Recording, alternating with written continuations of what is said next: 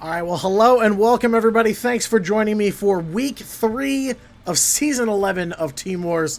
My name is Diatonic, and I'm bringing you today's night game here on the main channel between two teams that are familiar with one another and very familiar with the Team Wars League and the format. This is Pharaohs versus Rookies, and both of these teams are playoff caliber teams. Pharaohs, of course, being the runners-up last season, and Rookies making multiple playoff runs, still looking for that first Grand Finals appearance.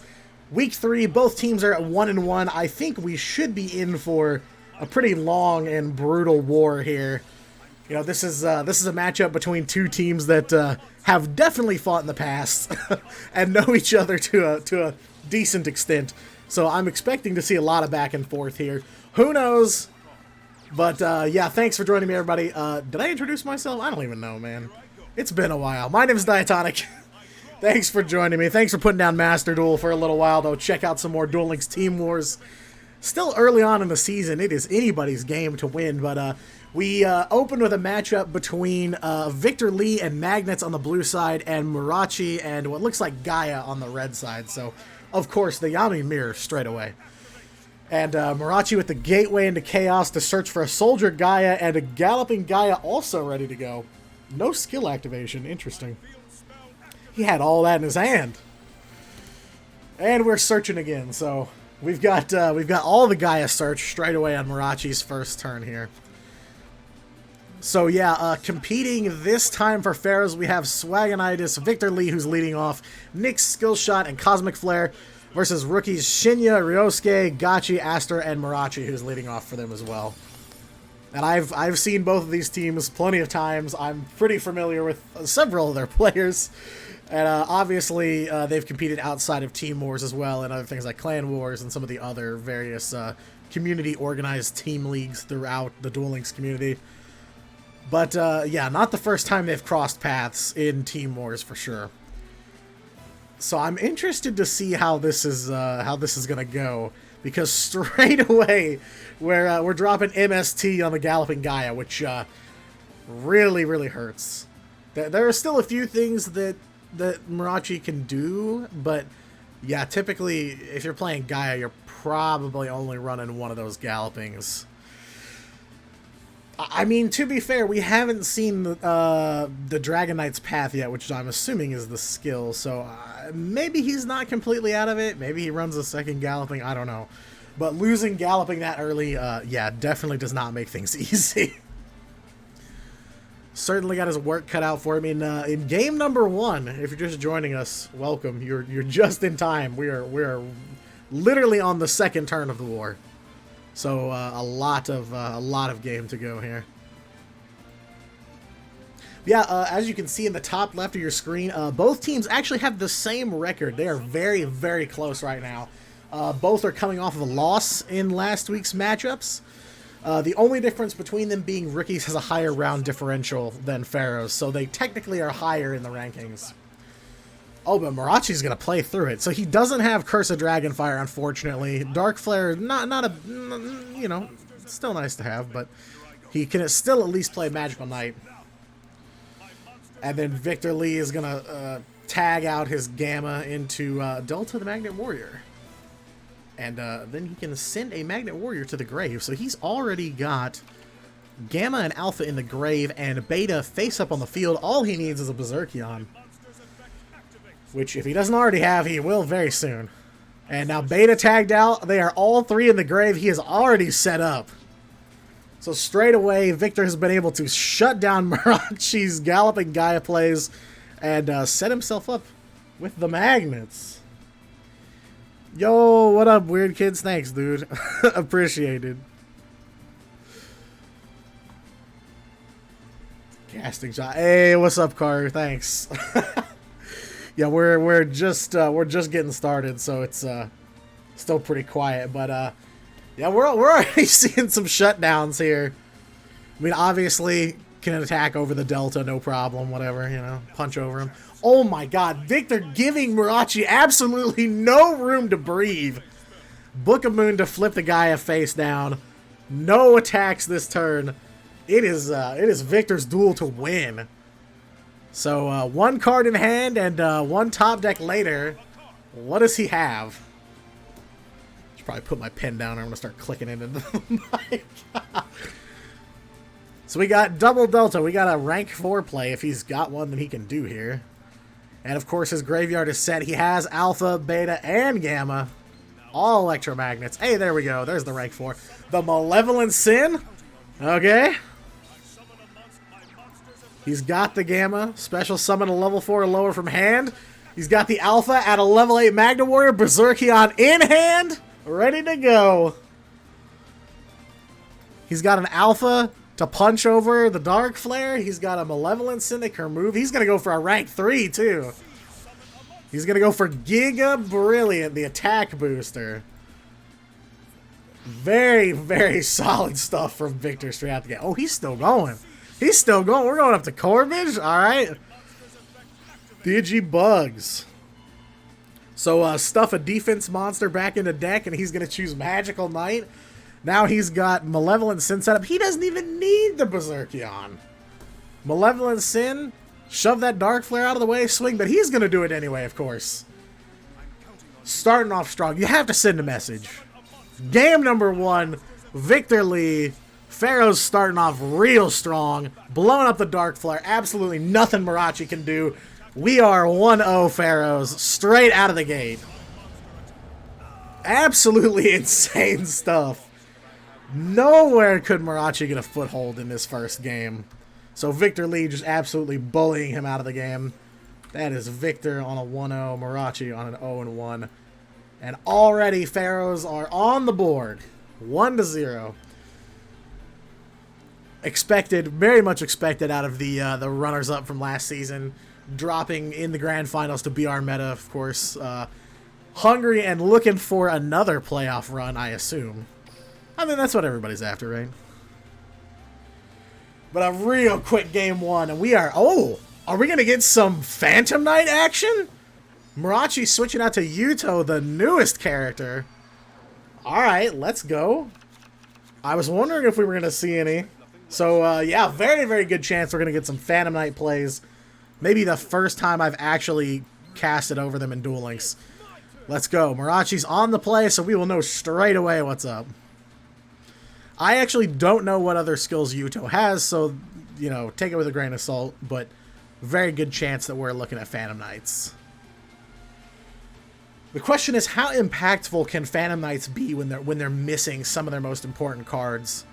You know, obviously, Phantom Knights have access to an incredible Link monster in Rusty Bardiche, but we don't have Links yet in Duel Links, believe it or not. And we do have Phantom Knights activating Phantom Strategy. Send a Phantom Knights monster from your hand to the grave. Add a Phantom Knights Fog Blade to the very bottom from outside of your deck. Cannot special summon rank 4 above monsters unless they're Dark Warrior type or Dark Dragon type. You can use a skill... Okay, sweet. So he's adding a card to the bottom of his deck. Then summoning Ragged Gloves, Kagemucha Knight, and a Silent Boots. So we have level 3s for days. Unfortunately, no Link plays, no Appaloosa, sadly. But we are overlaying into 3. We have Leviair the Sea Dragon. Gonna go and special summon that Ancient Cloak off of the Leviair effect to detach 1 and special summon a level 4 lower from Banish. When are you gonna summon Appaloosa? You don't. True. Alright, we're going into more rank 3s. Phantom Knights of Breaksword, an excellent Xyz monster. Sees play even outside of Phantom Knights. Let's go. And Silent Boots' effect, if you control a Phantom Knights monster, yada yada, banish this card from graveyard, add a spell or trap from deck to hand. Of course, adding the Fog Blade, he added off the skill, dropping a face down, bet it's a Fog Blade. So really not a bad start from Mirachi at all. Obviously, last game we saw Victor bully him out of the duel entirely. So I'm not curious what... I'm curious if we're going to see something similar or not. Yeah, I'm not fully familiar with Phantom Knights. Obviously, they are the pretty much the newest deck we've got. So I don't really know what the plan is. But Victor's going to drop the beta, and Mirachi did flip the Fog Blade on him. Beta to sacrifice himself to go get a Delta. He's going to sacrifice. Fogblade ×3 win. Oh, God, no. Alright, Victor's sitting on the double back row. We did see this last duel, and the double back row was what set him up for victory here. Already, once again, Beta and Gamma in the grave. He has been really solid on having those set up early. I mean, we saw a really quick Berserkion last duel. Victor Goatley. Okay. So, activating Break Sword. You can detach a material, target a card your opponent controls as well as yourself, and destroy them. So, he's trying to blow up the back row. And although he targets the Super Team Buddy Force Unite. So, yeah, he can summon another monster with the same type, but different name. And, of course, it also has an effect of when it's destroyed, you can set one from your deck. So, either way, not the best hit. He's gonna get some plays out of this. But Break Sword also has an effect on destruction. Basically, you slurp your boys back. Yeah, you target 2 Phantom Knights monsters with the same level, special summon them, increase their levels by 1. So basically, he transforms into a rank 4. I guess depending on what monsters you know what I mean. He digivolves. Adding a Gamma to hand, Beta on the board, and another Gamma in the grave. We are close. He's really close. Alright, rank 4. Evil Swarm Thanatos. Alright. Detach, and it can't be affected by monster effects. And then Ragged Gloves to boost that boy up. We got Raiders Knight? I don't think so. Alright, so yeah, electromagnets can sacrifice themselves to summon more of them, and sacrifice into Delta to send more to the grave. So you set yourself up real quick. That's how we saw that Berserkion turn around so fast in Game 1. And this is only Game 2. We have a long way to go in this war. And Mirachi looking pretty solid so far. Not a bad setup at all. Still, the 2 back row we've seen for a while now on Victor's side. Let's go. We got the powerful Rebirth.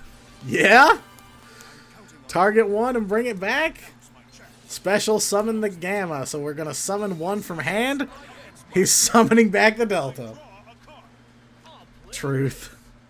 Yeah, I know Karu in chat. He my boy. He plays Master Duel. He doesn't really play Duel Links. So he's playing the real Phantom Knights. With the game plan of win the game. Alright, so we're back over to Victor's turn now. What are we looking at here? We've got a Beta in the grave, a Gamma on the board. He's gone through a lot of Deltas real quick. And we're going back into Malevolent Sin once again. Saw this last time. He's got 3 cards in hand, so he definitely has a potential to make some plays here. Alright, Gamma. Special summon a level 4 lower Magnet Warrior from hand. And we have Alpha, yeah? Go grab a level 8. He grabs the Berserkion. Uh-huh. Gamma, Alpha, Beta in the grave. Kidoki. I see it. Go ahead.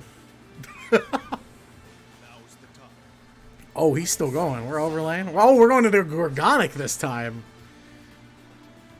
Obviously, no reason to go back into Corbage like in Game 1 because he doesn't have any monsters in defense. This was the last time he went to Giga Brilliant and then upgraded to Digibug Corbage. But yeah, Gorgonic seems better here. Secret Magnet Warrior support, even though it's not a magnet or a warrior. But it is a rock, and even though they're called Magnet Warriors, they are rocks. Alright, Malevolent Sin effect to get rid of... Oh, he's getting rid of Leviair. Okay. Alright. And then I'm assuming Gorgonic. Because you can attach a material... Detach a material. My bad. Make it zero... What? He pass. He pass. He said no more. Alright. So it's back over to Mirachi now. Still sitting on the big Thanatos and a Leviair. It's not a boulder, it's a rock. Ha ha ha. Hee hee XD. Phantomite's a fragile armor's effect. Banish from grave. Send one Phantomite's card from hand to grave. Draw a card. Okay. And he sent Ragged Gloves. Okay. Leviair to defense. And now we're swinging in on the Gorgonic. Was this all a ploy? Was it all to bait out this back row? Because he didn't go in. He just got rid of Leviair's material with Malevolent Sin. Oh. Gorgonic? Change the attack of the monster to 0? Negate effects? Sure. This is going to negate Thanatos. And wait. What? Why is this card here? Why is this card here? Konami! Oh no. We may have a bug? It may just be on my end too. I'm not sure. It may just be a spectating thing. I don't know. Yeah, we're stuck with a dude on the board that shouldn't be here. Did somebody turn on the microwave in the house? Somebody needs to unplug their microwave, okay? Alright. Huh. I've seen this before. I think they're probably still in the duel. Because I've definitely seen this bug where cards get stuck and, like, it's only on spectate. Huh. I was confused because I saw Thanatos said he had 0 material under him, but I clearly saw a card underneath him. And, like, they at least visually show you. I can still click on stuff. I don't know. Good old Duel Links bugs. Because I'm assuming, I'm seriously, I assume they're still in the duel. Okay, here's what we'll do. Let me quit spectator mode. Let me see if I can get back to that point. Because, yeah, it still says they're dueling. Oh, yeah, because of the glitch. I think so. I've definitely seen it happen. Oh, and now it's not even going to let me go back in, is it? Oh, no. We're gonna miss this? No. The first time I've seen Phantom Knights and Duel Links decides to poo-poo. Really?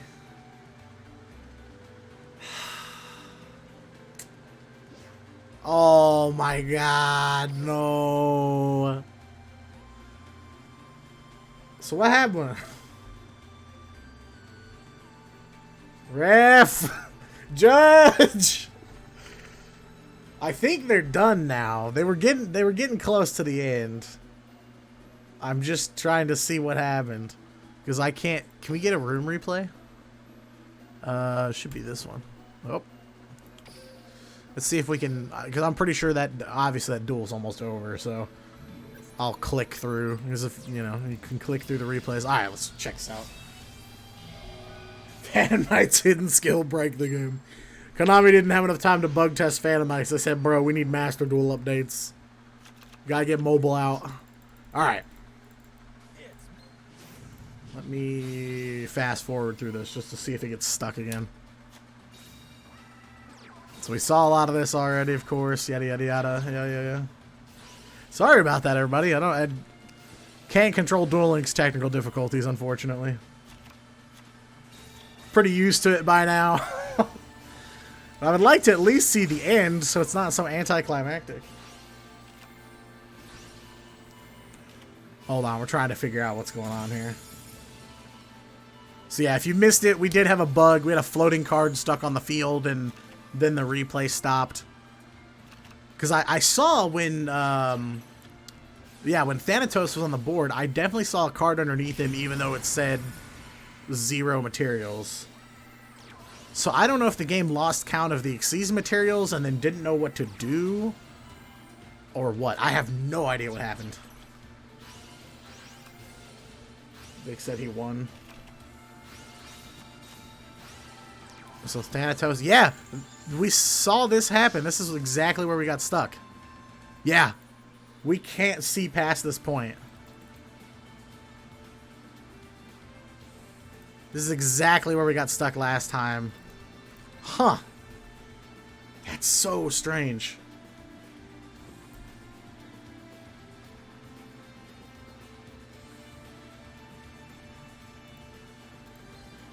Yeah, like I said, I've seen this before. This is not the first time I've seen a bug like this with a floating card, especially with Xyz materials.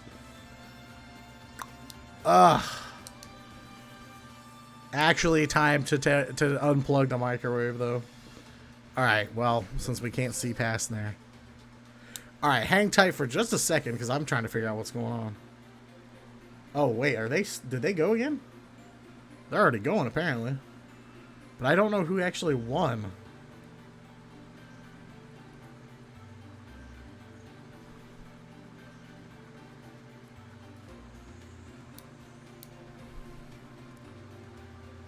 Well, Vic said he won, and okay, well, while we wait, I don't know if this match will count or not, because we're trying to figure out verification of what happened in that last match. But Rookies did send up a different player. They did send up Shinya, so I'm assuming... Good old Duel Links. It is the scuffed code confirmed. Alright. Well, I guess we'll go with this one for now. I don't know. I'm not sure how this is going to go down.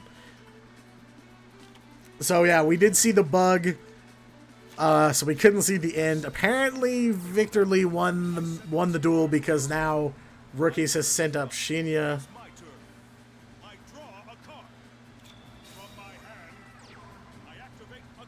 So I am assuming that that Rookies would agree that Victor won, considering they sent somebody else. So I will mark it as such, and if I hear differently, then I'll fix the screen. So Shinya now up on the red side for Rookies, playing Thunder Dragons, as we saw, the kind of thick version, thicker than usual. Why doesn't Rookies just leave, bruh? Alright, what do we got? We're already up into Giga Brilliant. Overlay. Go into the Corbage. Go summon a Butterfly. Send that boy back. Oh, we already got Berserkion. Turn 2, Corbage Berserkion. OTK. Victor Lee is up to 3 wins. Yikes. Can magnets be stopped? Can they be stopped, though? Mans absolutely did it to him. Alright, yeah, we were a little bit behind on that spectate, so... Pal. Oh my god, are we going to get another Phantom Knights? Rookie's really coming strong with the PKs. So, yeah, if you're just joining us, we just got through some technical difficulties. Good old Duel Links glitches. Xyz material floating on the board. It shouldn't be there. Hopefully it doesn't happen again, because we're definitely getting Phantom Knights. Victor Lee on a 3-win streak now with the Magnets. Very, very strong plays almost every duel. Fragile Armor's effect. Phantom Knights Sword in the Grave. We got 2 back row and 1 monster set. They're gonna clamp 10-0. Well, so far he is on a roll here, carrying Pharaohs to a 3-0 lead. All right, let's go Magnets. Alpha to search for the Berserkion. Okay.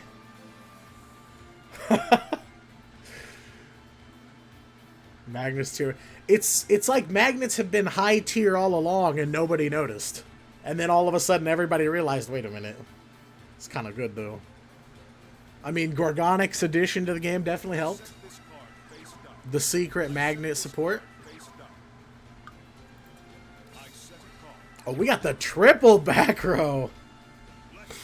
Alright, Alpha swinging in on a face-down monster.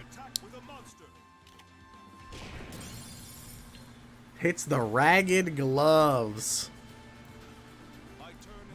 Dang. The attack booster material.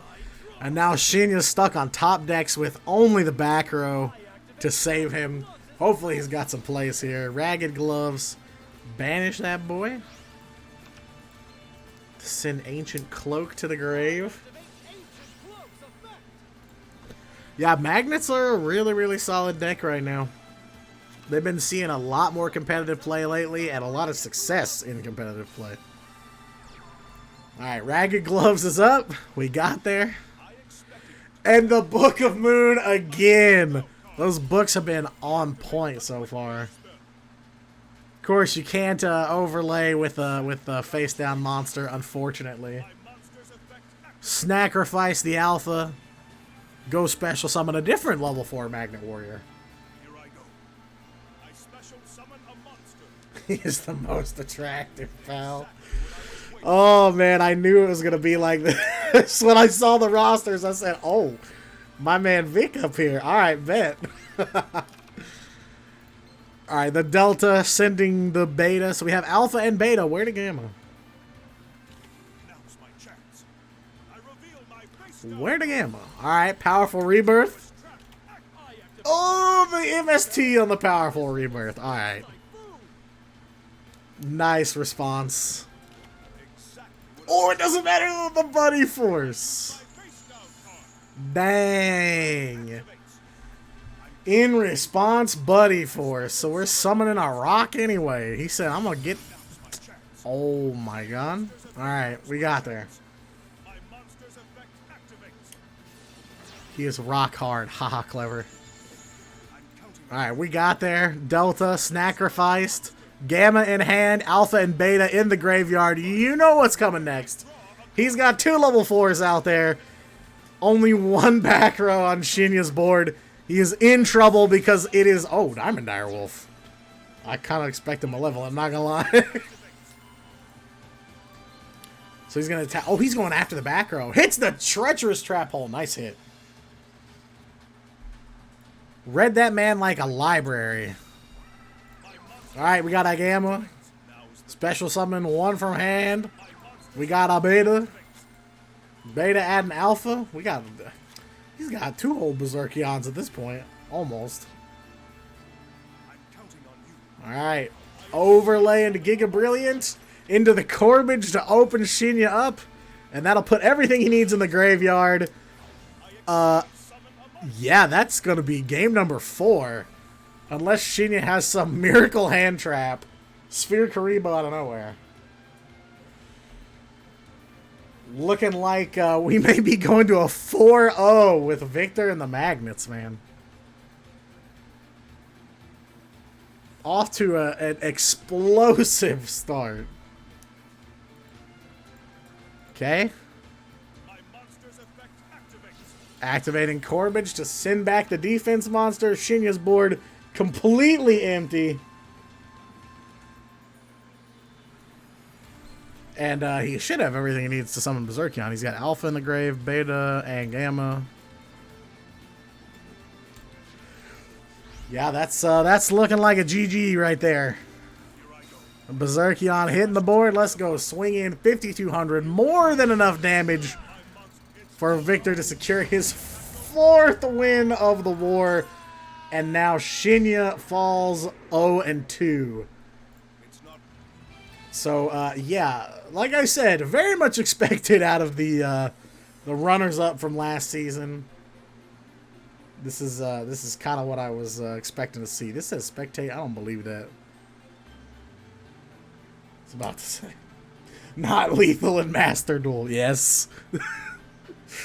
Of course.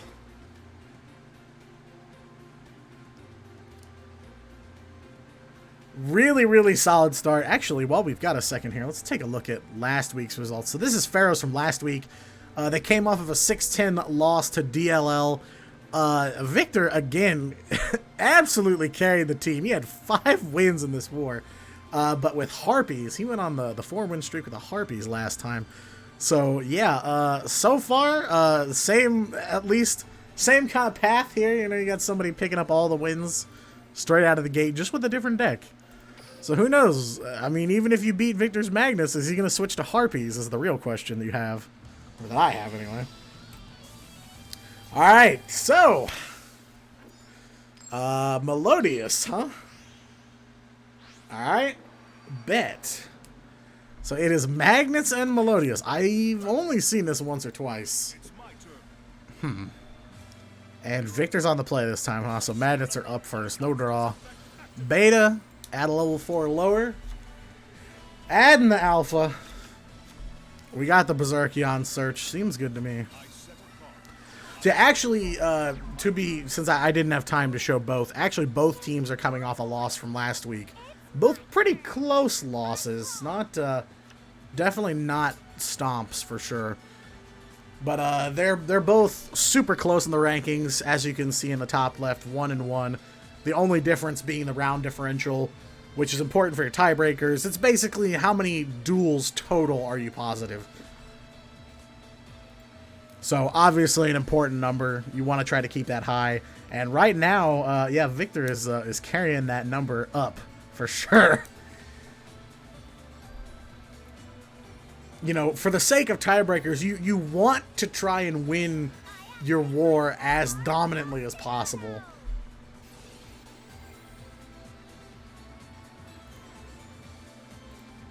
Alright, we got an Ostinato. Sure. Fusion summon if you have no monsters. And you can use hand or deck for Ostinato. So we're going straight into Bloom Prima. Oh my god, animations. So it's like Master Duel. Alright, a Bloom Prima, so gains attack for all of the fusion materials used to make it, and it also can attack twice.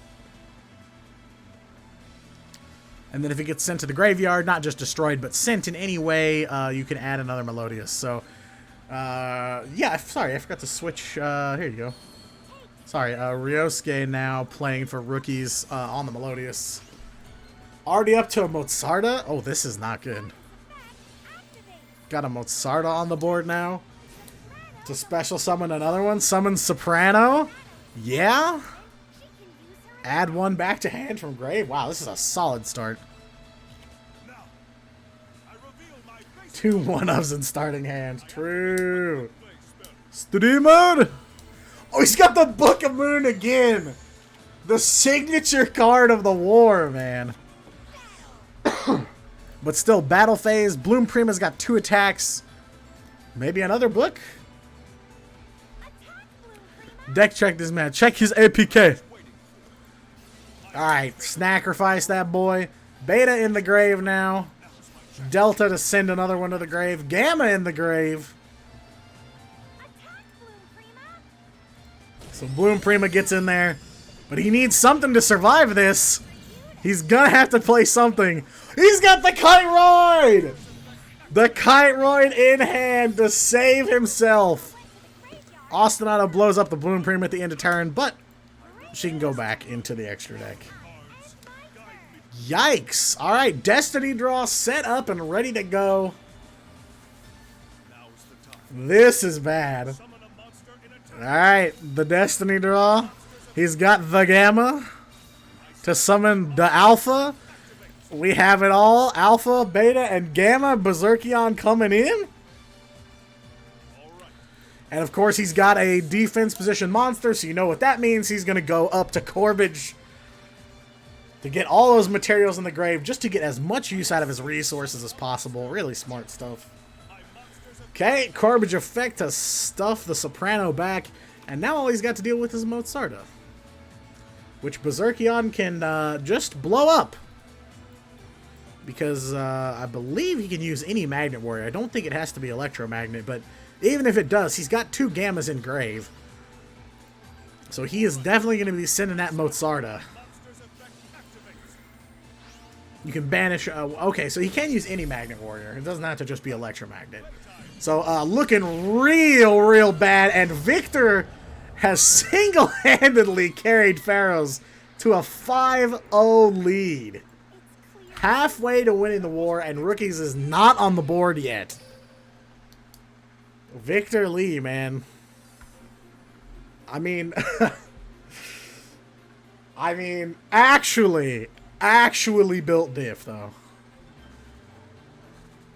You know, I kind of expected to see some big wins, but a 5-win streak right out of the gate at the start of the war, I mean, they can't stop Magnets. They've thrown Melodious at it, they've thrown Phantom Knights at it, they've thrown Gaia at it. They have thrown so many decks at it. We're running out of meta decks to toss at them. Harpies? I don't even know, man. Magnets are just nutty. It's like they've been secretly meta all along and nobody noticed. Alright, so, yeah, speaking of repeats, it does look like Rookies is going to use one here. They're going to replay Melodious one more time. So they feel as though the deck has the potential to take a game. One of those all-important repeats getting used right now. Game number 6 of the war. Pharaohs halfway to walking away with this thing. So we're going to get one more Magnet versus Melodious matchup. And, yeah, this is bad. They've got to start turning things around soon. They need some kind of momentum, a foothold, anything they can do to start turning this war around. All right, Victor Lee's up first, summons the beta, add a level 4 or lower Magnet Warrior. Dropping the face downs, we're going to get another Book of Moon. The classic going to Corvage, Book of Moon, Berserkion, blow him up. Oh, the MST straight away. And he loses the book! Only one face down this time. Unfortunately, forced into dropping the book, and it is gone. A real central part to all these wins we've been seeing, but he's not out yet. He's still got plays. Alright, what do we got? Solo. Skill activation. To Digivolve into Mozarta. And special summon. I was about to say, it's probably Soprano. Nice. So we're going to get a fusion this turn for sure. Okay. And Solo coming out too. This could be bad. This could be bad. This is technically lethal. Alright. Sacrifice the beta. Swap out into Delta to send one to the grave. This is bad. Because Solo still gets over the Delta, and now he is wide open. He needs a Kiteroid. No delay on that attack! And the first loss! Ryosuke puts Rookies on the map, taking down the Magnets. The unfortunate Book of Moon hit that spiraled the whole thing out of control, and Melodious finally takes one off of Victor Lee. Ref, check his APK. You checked. Alright, so now we do have a war on our hands. Rookies picking up their first win in game number 6. And it looks like Vic is going to swap off. I don't see a repeat call from Pharaohs. So, oh no. I was going to say, are we going to see Harpies? No, we have Water Xyz. Alright. So we're swapping out. It is Water versus Melodious, and Vic is on the play once again with the Water. What's he got? Repeat off of 5 wins. It would be kind of crazy, but they saw so much success with the Magnets. Alright, Heavy Infantry, so he can normal summon another. Oh my god, he goes for the Heavy Infantry into the Diva? Yeah. That seems solid to me. Diva the double heavy infantry. Sure. Alright, Territory of the Sharks. Make them all level 4. Let's go. We got Xyz plays. Alright. Going into the Abyss Dweller with the one heavy infantry underneath it. And he's got a silent angler too! Yo, what is this opening hand? He's got the double dweller! The double dweller with the double heavy infantry? Yup, double? Oh my god. Alright. MST to hit the back row. Is he hitting the Book of Moon again? No, but he does hit a Tretch. That's unfortunate. Alright, Ostinato coming up now. Once again, if you have no monsters on the board, you can fusion summon with stuff out of your hand and deck.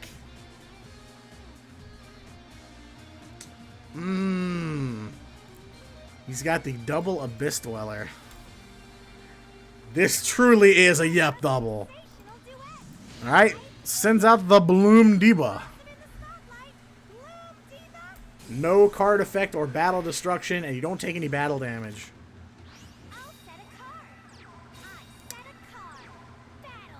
Alright, let's go. Bloom Diva swinging it. He's got 2 back row too. Abyss Dweller, but he can't be destroyed by battle. And he's still going to take damage and lose a Dweller. And since she can't be destroyed by card effects, this is rough. This is not good. And Bloom Diva takes no battle damage. So, not a good position to be in. Maybe the repeat would have helped here. I don't know. Hindsight is 20/20, of course, but... Oh no. Score coming up now.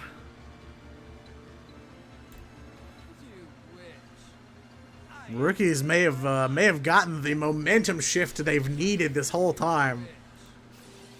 Abyss Dweller blows up the score. That's about all he can do. Yeah, he can't TTH, unfortunately. He got hit with an MST right off the bat, so no Treacherous Trap Hole. He did have it face down. Alright, Bloom Diva's effect once again, killing both Abyss Dwellers, and now Vic is stuck on top decks. With 1 in the back row already. And we're going straight to end phase. Oh, this is not good. Still 3,300 left. So he's not completely out of it, but Monster Reborn? Sure. I don't know how you get out of this situation on top decks alone. If you clear out water and they're stuck drawing the top card, it's like, I don't know what you do in that case. Oh no, and an MST's all he got left, and that is lethal. And finally, after a 5-game win streak, Victor Lee is down. Magnets defeated. Water washed up, and that is the end of this this insane run at the start of the war. But definitely a lot to be satisfied with in that run. Can't be disappointed at all. Vic put Pharaohs at the halfway point of the match, so I mean, hey, can't be too upset about that. But now Ryosuke is shifting the tide. Get it? Water joke? In favor of rookies. 2 wins in a row now. The momentum is in their court. And now Pharaohs needs to send up somebody to stop this Melodious deck. Of course, Melodious is definitely one of the top decks in the current format. I am a fan of them. I do like seeing them. I think they're super strong. But they're not unbeatable. I've definitely seen some insane decks beat Melodious. I mean, we did see Magnets win against Melodious. The very first duel when Ryosuke went up. So it's not impossible. They are definitely beatable. And since Rookies has kind of taken over the war at this point, let's actually take a look at last week for them. So a real close loss to FHX last week. Ryosuke also kind of carried for them too. A couple wins on the Harpies and a couple wins on the Water Xyz. So, yeah, playing a third deck at least. I don't have the week 1 results up available this easily, but yeah, already seeing a wide range of decks that Ryosuke can work with here. So yeah, an 8-10 loss last week. So, you know, this is kind of a reset week for both teams. They both picked up wins in week 1, they both dropped in week 2, and now they're trying to see, you know, who survives week 3. And right now, of course, Pharaohs still has a 3-game lead. They have a nice gap between them, so there's room to breathe. But you know, even a format like this, even a massive lead can slip away from you so quickly that if you get comfortable with even a 3, 4, 5-game lead, you know, you can slowly watch that thing crumble and fall apart. And I think that's, personally at least, I think that's my preference over a lot of other leagues and a lot of other team formats. Is, you know, a lot of them, when you fire every duel at the same time, it's kind of hard to tell who's winning. And I feel like it's a much better spectator kind of thing in a format like this where you get to see every duel. But it adds a lot to the drama, of course, which is great. Alright, so, Cosmic Flare. Well, let me actually, I'll change the scoreboard to match his name in game, so it's... There we go. Alright, so Cosmic Flare up for Pharaohs now. It looks like they're bringing in the Harpies, which is probably a good choice. Seems like, in general, they are pretty decent against Melodious. So, hopefully that works out for them, because, yeah, this Melodious deck's picking up wins here. There's a Witchcrafter mat, obviously, but I don't buy the hype. I don't believe it. I'm pretty sure we're getting... I mean, it's my...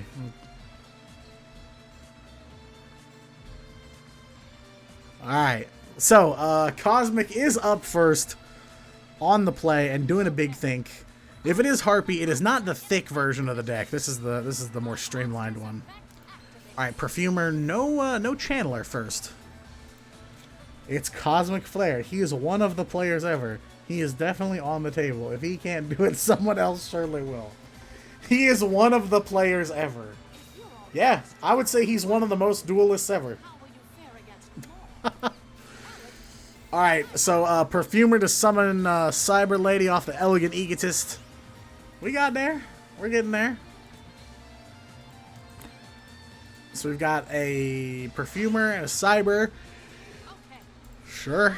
Go for it. Cyber Slash. 2 cards left in hand. We need to drop some back row here. Alright, 1 back row. It'd be amazing if it was TTH or something. Ryosuke's Ostinato has come in pretty clutch in this war so far. It's given him a lot of mileage. I'm curious if the same is going to continue in this match. I did my part. True.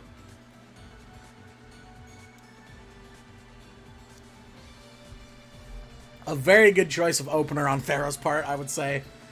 Got him set up to walk away with this thing.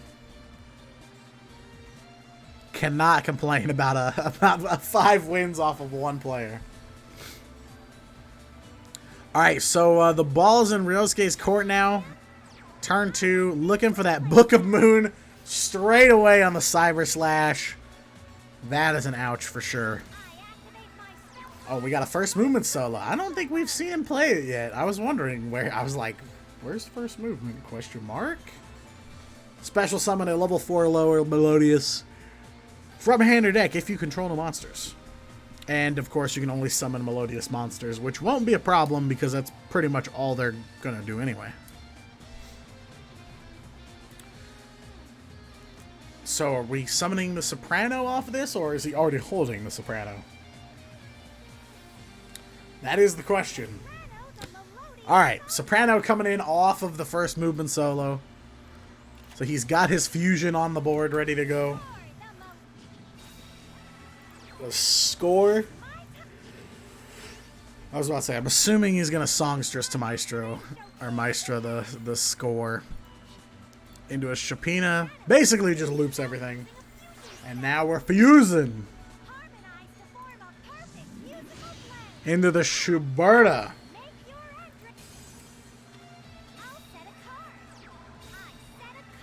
Seems decent. Shuberta with the double back row. We take those. And the Cyber Slash is gone. You can target up to 3 cards in the graveyard and banish them, so I assume maybe to stop a Harpy's Feather Rest. To try and keep the graveyard under control. Cosmic, he's a man. Yeah, I mean, I guess that could be a fact. I don't know Cosmic personally, but all right, Perfumer, looking for a Speller Trap. But Shuberta's gonna toss a bunch of stuff out of Cosmic's grave, getting rid of the Perfumer and the Cyber Harpy Lady, beefing herself up to 3,300, not 300. Goes for the field spell. All right.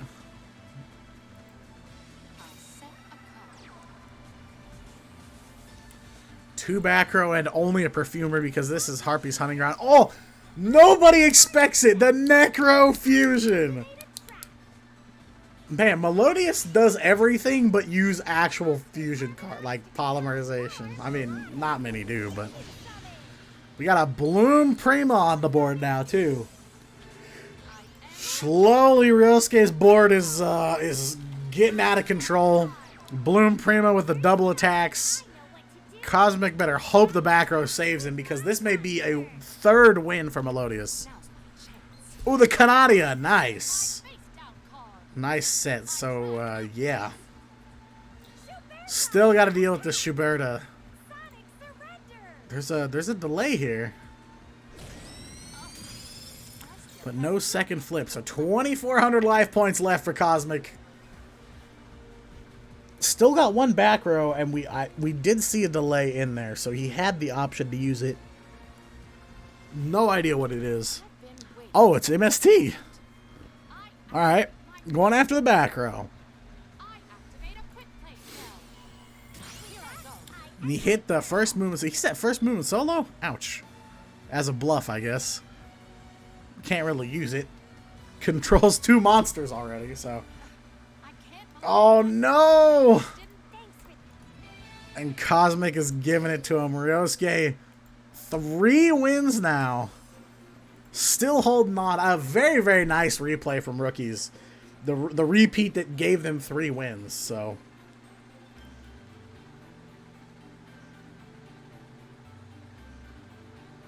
Alright, and it looks like Pharaohs is going to go ahead and use their repeat on this one. So, both teams have used 1 repeat. Cosmic once again going to play the Harpies. Yeah, I kind of see it. Off to not so great of a start for Harpies. Missed out on some plays. The Cyber Slash got booked almost immediately, so. Alright, one more time. Rematch between Ryosuke's Melodious on the red side and Cosmic Flare's Harpies on the blue side. Ryosuke now on a 3-win streak following the repeat that rookies chose to use a while back. So we've traded streaks here. Victor's 5-win streak, now rookies has managed to convert it into 3 wins for themselves. So they've slowly but surely turned this thing around. Some very, very nice Melodious plays from Ryosuke, making a lot of stuff happen. First movement solo out the Soprano, Shapina to loop the Soprano back to hand, then normal summon the Soprano. Fusion into the Shuberta again. Gotta keep that graveyard control up. Stopping stuff like Feather Rest. And the triple back row from Ryosuke. Shuberta and triple back row. Alright, Cosmic's got his own Book of Moon ready this time. I'm gonna go ahead and just nuke a card out of grave anyway. So yeah, we are slowly but surely seeing rookies close in on that 5-game lead that Pharaohs had. The Melodious has put in a ton of work for them, but they could be in trouble. Cosmic's got Harpy's Hunting Ground up And he's got a Harpy Channeler. We are going to see some back row destruction. Cosmic really has an opportunity to do some damage. And nobody expects it again! The Necro Fusion! With the last two monsters in Ryosuke's grave, going to fuse the Bloom Prima once again. So Schuberta face down, Bloom Prima up on the board.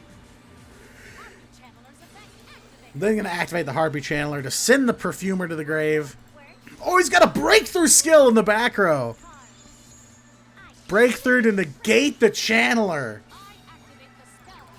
Monster Reborn to bring back the Perfumer anyway. The one of 5th anniversary super shiny Monster Reborn. Then Harpy's Hunting Ground to go after the final back row on Ryosuke's side. He's got the book. Oh my god. Book of Moon to flip the Perfumer down. Whew. And Cosmic grabs the Elegant Egotist. Yup. Seems good to me. Really just trying to get in there. And unfortunately, he's going to be left with nothing in the back row and just a Channeler. So Schuberta's going to flip right back up. Schuberta and Bloom Prima. And a Sonata. Swinging into the face down with Sonata. Bloom Prima, the double attacker. No way Cosmic can survive this. Pharaohs lose a repeat. And Rookies takes their 4th win. Ryosuke now up on a 4-win streak. So we are very much in a tug of war here. 5-win streak up for Pharaohs straight out of the gate, and now a 4-win streak for Rookies on the other side. We definitely have a war. And that's the beauty of Team Wars, is that you look away for a minute, you see one team completely dominant, and then a minute later, they very slowly turn it around and get on their own win streak. So really solid stuff. Ryosuke with that triple back row. Just absolutely nothing Cosmic can do. So even after the repeat, unfortunately, that is an 0-2 for Pharaohs. And not what you want to see. You don't want your duelist to go up and then straight back down 2 losses. You want them to at least pick up something. So now we are even on surviving players. 3 and 3 on each side. Swagonitis, Nyx, and Skillshot still standing for Pharaohs. And Ryosuke on a 4-win streak, along with Gotchi and Aster still alive on the Rookies side. And now 1 win away from tying it up, 5-5. Game number 10 coming up. You know, if you saw the beginning of this match, you might think game number 10 might be match point for Pharaohs, but now we've seen this reversal here, and Melodious has come in and put in so much work and reminded everybody, it's like, hey, yeah, Harpies are still good and all, but I'm still here. And of course, obviously, having the right cards at the right time helps. Ryosuke's had back row on lock, had exactly what he needed several times. So it's hard to fault having the right hand. But obviously, if you can't pilot the deck, that means more than anything. Trust me, I know I'm bad at this game. That's why I'm here and not sitting at the table. So we are looking at game number 10 in the match between Pharaohs and Rookies. Both teams 1-1. Both teams are very, very seasoned competitors. They have a long history of success in Team Wars and outside of Team Wars. Pharaohs, of course, the runners-up from last season, losing only in Grand Finals to BR Meta. And, of course, Rookies, a team that's had multiple playoff runs throughout their Team Wars history. These are two, maybe not necessarily 100% classic, but like very, very long-standing teams coming in around season 4 and 5. So, yeah, they have a long dynasty of competition here, and I'm not too shocked to see this heavy back and forth. Despite the 5-win streak, they're slowly clawing things and turning things around. Alright, so Nyx is up now for Pharaohs, and it looks like we're going to get some more Harpies. They are trying to throw Harpies at it. They know there's a decent matchup in there. They just haven't gotten the cards to get going. So, let's go. Melodious is up first this time. First movement solo. I almost said first movement soprano. For the soprano, songstress to maestra, Shapina, loop the soprano. We've seen this play before. Ryosuke has opened with it a couple times, and it's a pretty solid play for Melodious. So we're ready to go for the fusion, and of course we're going to get the Schuberta once again for that graveyard control to stop stuff like, I almost said Feather Duster. I've been playing too much Master Duel. Harpy's Feather Rest. Oh, man. Only one back row this time.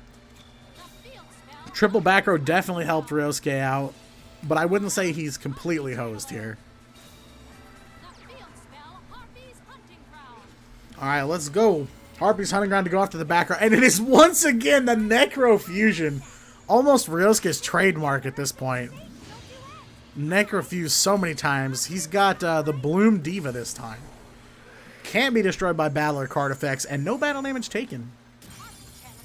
And it can blow up monsters once it does battle with them and deal some damage. Channeler into Perfumer, the opening you want to see. This is probably the most common opening for them. Seems good to me.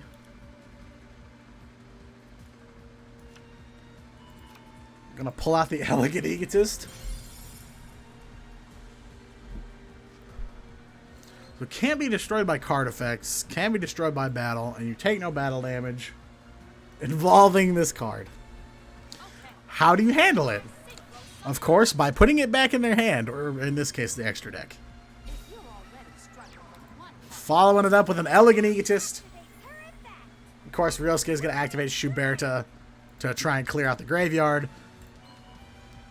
But Cyber / Harpy Lady's effect will activate off of the Egotist. So looking for some more monsters on the board to special summon Harpy Lady. He's going to go with the Harpy Lady 1. Trying to beef up the Cyber Slash. Because, yeah, 3K is a little tough for them to hit.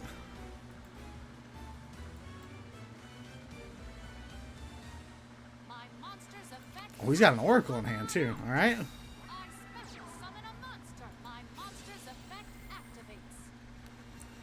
Sure.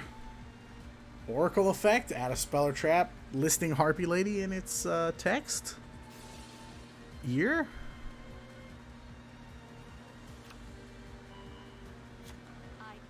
Grabbing a Hunting Ground, but he's gonna pass. Alright, so Ryosuke with the Bloom Diva and the Schuberta up 3K, bigger than Cyber Slash. Swinging in, and then hits the Cyber Slash. No battle damage. Bloom Diva's effect activates. Burning Nyx and destroying the Cyber Slash. Now all he's got is an Oracle on the board. 3 cards in hand, though. He can still make something happen here. Harpy's Hunting Ground. Yeah, he really, really needed the boost. Alright, going after the back row once again. It is the Treacherous Trap Hole. With Necro Fusion banished out of the grave. He's blowing up Nyx's board. And he only has 1 card left in hand to stare down lethal from Ryosuke's board. And Ryosuke may match Victor's win streak right here. He suffered a loss in the first duel he played. Then after the repeat, he's been on a win streak ever since. MST to blow up the back row, and that is it. 2 5-win streaks in this war. Ryosuke, 5 wins in a row. And now Nyx is down to 1 more deck. No repeat as far as I can tell, but we are all tied up here, 5-5. If you saw the beginning of this war, Victor Lee came out swinging a quick 5-0, putting Pharaohs right at halfway mark almost immediately. And now rookies have managed to do the same with Melodious after a repeat. So they got to be real happy about the outcome of that replay. I mean, it's not often you use a repeat and then go on a win streak like that. Typically, when I see a repeat, I usually see like 1 or 2 wins and then they drop. Okay, this is a repeat. I did just see this does appear to be a repeat. Alright, so it is going to be Harpies and Melodious one more time. So Pharaoh's really throwing the Harpies at them. This is the second Harpy deck they've repeated on in this war. So they're doing just absolutely everything they can to try and get Harpies over Melodious. Because Harpies technically do have a decent matchup against them. It's generally seen as a decent matchup. Alright, so Songstress to Maestro. No soprano loop this time. Gonna loop the solo instead. Oh, but he's already got the soprano in hand. Seems good. We're ready to fuse already. Ryosuke very consistently able to make these huge monsters and big boards. So we know that he's got at least one monster in hand. Okay, so the solo is face down. Schuberta on the board with 2 back row. Nyx's response immediately dumps the Harpies hunting ground. That may come in handy. Unless Ryosuke's got an MST or something to stop that right away. Okay, Perfumer misses the Channeler, unfortunately, but he's got ways to make it. Oh no, the Book of Moon! Somebody's got to check this man's APK. I mean, Ryosuke has had everything he's needed almost every time, man. That's crazy. Forces Nyx into a T-set pass. With Schuberta and Solo on the board. MST to hit the back row. Hits Book of Moon. Solo flip face up. No Necrofusion, I believe, unless he's going to use it in the battle phase. Schuberta attack. No Necrofusion from Ryosuke. Now back over to Nyx. 1,600 life points remaining. Staring down a Schuberta and a Solo at least, with 1 back row still remaining. Still looking for that Necrofusion. Okay, Harpy's hunting ground to attack the back row. It is a TTH, and that shuts Nyx's deck down. Ryosuke advancing to a 6 win streak. Eliminating Nyx from the war. Now 2 players remain for Pharaohs. Swagonitis and Skill Shot.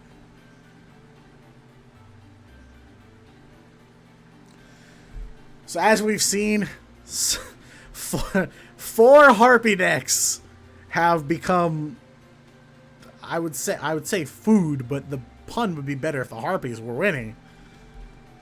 I mean, absolutely shut down everything that Pharaohs has tried to do. And now Ryosuke has put himself in the position of the MVP of the war. Man's on a 6 win streak. Completely turned the war around for his team. Absolutely turned it around. And we did see Ryosuke pick up several wins, like I pointed out earlier in the last war. He picked up a couple wins with Harpies, a couple wins with Water Xyz.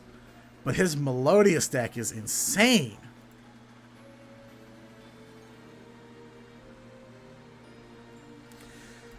So, only 4 wins away from taking the war.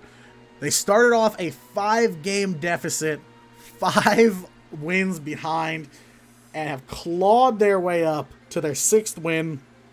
And for the first time in the war, have taken the lead. Thanks to Ryosuke's insane Melodious plays, amazing opening hands, perfect back row setups.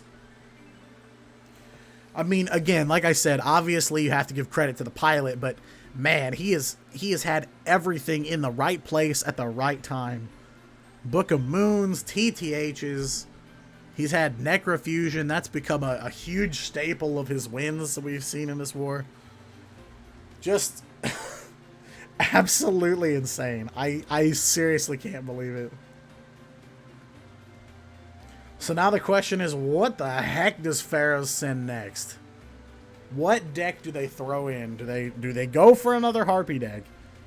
Do they go back to Magnets? Magnets were doing them well. The one loss Ryosuke suffered was against Magnets. That was the first duel he went up and played. He dropped the Melodious deck, lost to Magnets. Rookies used the repeat, and ever since they've been on this repeat. You know, you see a lot of teams in Team Wars use their repeat and immediately drop games. You saw Pharaohs do it twice. They tried to put a Harpy deck back in against Melodious 2 times. Both times, unfortunately, lost those games. You see it happen all the time. It's not mutually exclusive to Pharaohs. It's very rare that you see the repeat come in so clutch. Because, you know, it's a super valuable resource. You only get 2 of them throughout the entire war. And the fact that so many teams use them and then lose straight away, you lose a super important advantage that you can have. So to see rookies take advantage of that and now take the lead with a repeat, I don't see that too often. Use the repeat also on Mixed Harpy. Yes, they did. Yeah, they've used both of them, I believe. Okay, so now it seems like the option is to make it a mirror match. Swagonitis now up for Pharaohs, and we are seeing Melodious versus Melodious. So you're going to see some pretty familiar plays here. Soprano, special summon the Sonata, swap out the Sonata for the Shapina. So yeah, you're gonna see some similar stuff. Pull the Sonata back to hand. Fusion time. Into the Bloom Diva. So we know that there's at least a Sonata in Swagonitis' hand. Alright, and that's it. Just the Bloom Diva. Okay. Set in the back row. But no monsters?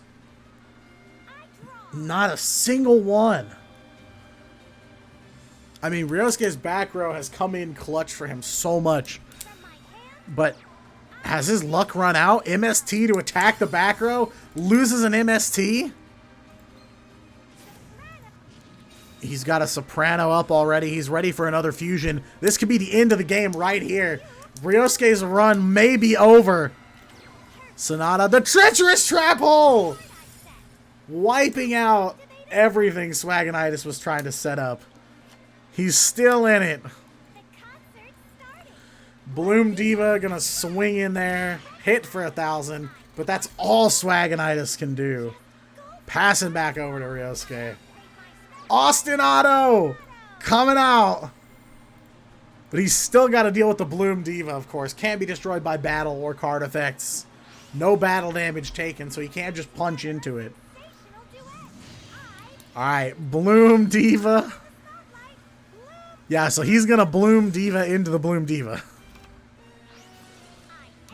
Alright, Austin Otto and a pass. Swag switches his Bloom Diva into defense. Back over to Ryosuke. Back over to Swagonitis now. We're passing back and forth. Nobody taking the lead here. I kind of expected things to grind to a halt. Swag's going to drop a couple in back row before passing this time. Ryosuke with 5 cards in hand. He's got to have plays here. MST going after Swag's back row now. Hits the Book of Moon. And passes. We are passing back and forth. Turn 9. Main phase. Straight into end phase with 1 set and a pass. 5 in hand for Ryosuke. 1 for Swag. Ryosuke has definitely got the card advantage here. But if you can't make any plays with it, what do you do? And it can't be destroyed by card effects, so Bloom Diva versus Bloom Diva does nothing.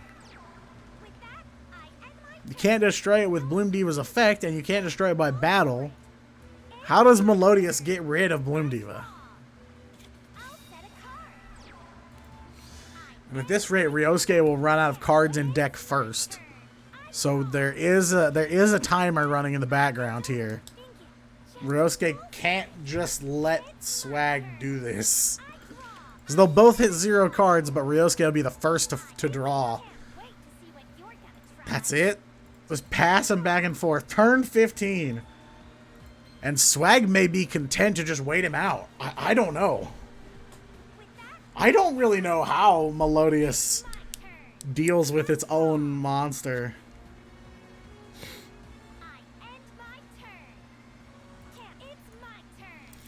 Okay.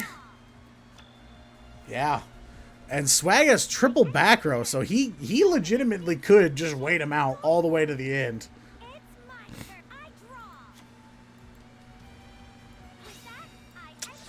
Now forced to discard, drops the first movement solo. He's got to have something to just get it off the field. Anything. Send it back to hand.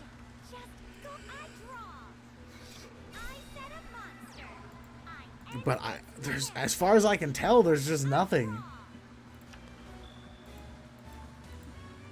Is this really how it ends for Ryosuke? To deck out card by card? Unless he's got a way to shuffle cards back into his deck. And just so he doesn't have to discard. I mean, if he has a way to put a card back, then the whole thing completely gets turned on its head. 9 cards in deck for both players. Going over to turn 24.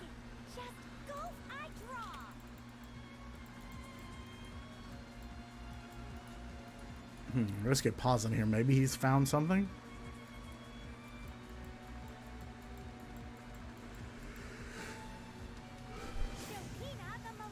Okay. Gonna hard summon the Shopina. Target a light fairy test, so maybe looping something back to hand.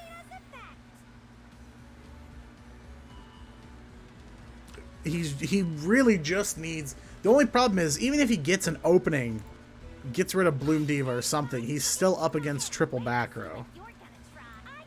So even if he manages to deal with the Bloom Diva, it doesn't guarantee that he can win right away. And I'm sure Swagonitis knows this, so it's just a matter of waiting it out. Turn 26. You're gonna attack the face down monster with Shopina. Hit Soprano.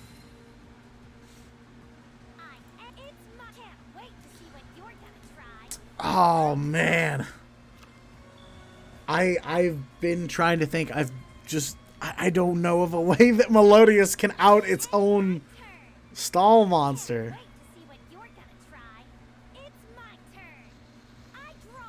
In a way, the ostinato hurt him.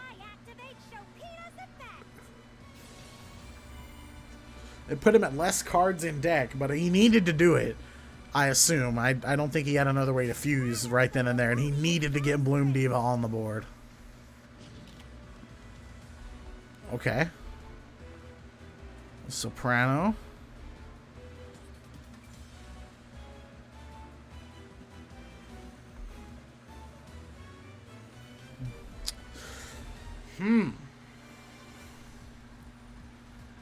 Yeah, I mean... Swag with the Necrofusion himself?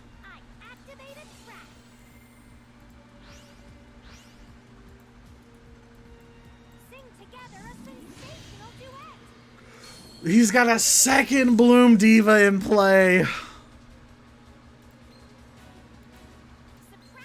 Oh my lord. Alright, now Soprano fusing. I'm assuming he's going to make another Bloom Diva too. No, he made Shuberta.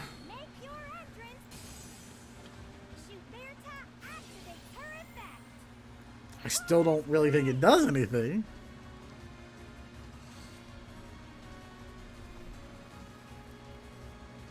Yeah, unfortunately, in this situation, if you're just joining us We have a mirror match between Melodious and Melodious, and both players have summoned Bloom Divas, which cannot be destroyed by battle or card effects, and you take no battle damage. Oh, Book of Moon, though. Okay. Flipping it down. Double book? Wait. Wait a minute. No way. No way. Double book? Ryosuke, turn 28, double Book of Moon to flip the Bloom Divas face down. Activates the treacherous trap hole to destroy both Bloom Divas. He found a way. Turn 29 after digging through so many cards. He may have found a way out. Back over to Swagonitis. Enemy controller. He's got an enemy controller. Tribute, take control of one monster. He's going to take the Shuberta. Wow, Ryosuke digging through his deck. He had an answer. I didn't even consider it. Alright, MST. Swag now knowing he's on a timer. Going after the back row. It's another book in Ryosuke's back row. So the best way around it is just to flip him face down because they can be destroyed while they're... No! Swag sacrifices Ryosuke's own Shuberta. Bloom Diva going into attack mode. 3,000 life points left for Ryosuke. Activating a Monster Reborn to steal a monster. No, he's going to summon his own Bloom Diva back. We're right back to where we were. Oh my god. Swagonitis with the lethal on board. 3k life points for Ryosuke. 1,700 damage. 15. Bloom Diva attacking for lethal. No response from Ryosuke. And that is the end. A 6-win streak broken by the Melodious Mirror.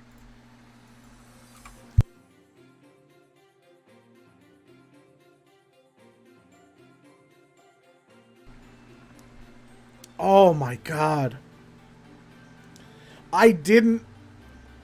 Just when I thought Ryosuke had found a way out, Swag completely turned it around on him with double econ. Double econ.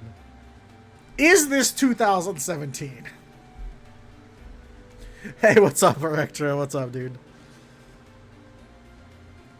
Very, very nice plays from Swagonitis. They have to be celebrating in the Discord call.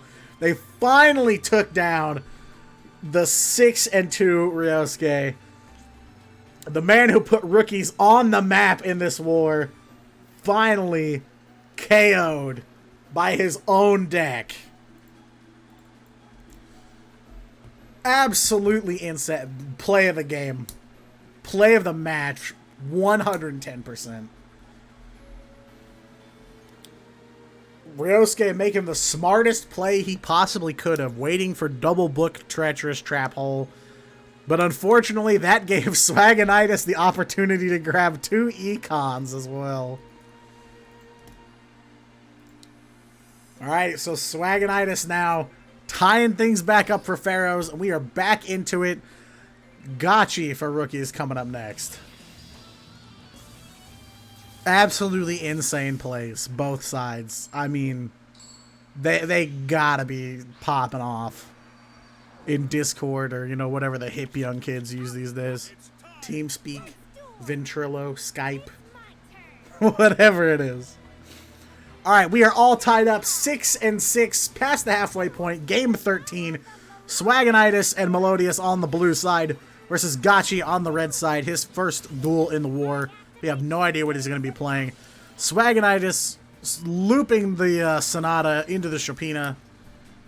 What do we got? We do have a Sonata. Once again, dropping, boosting the attack and defense.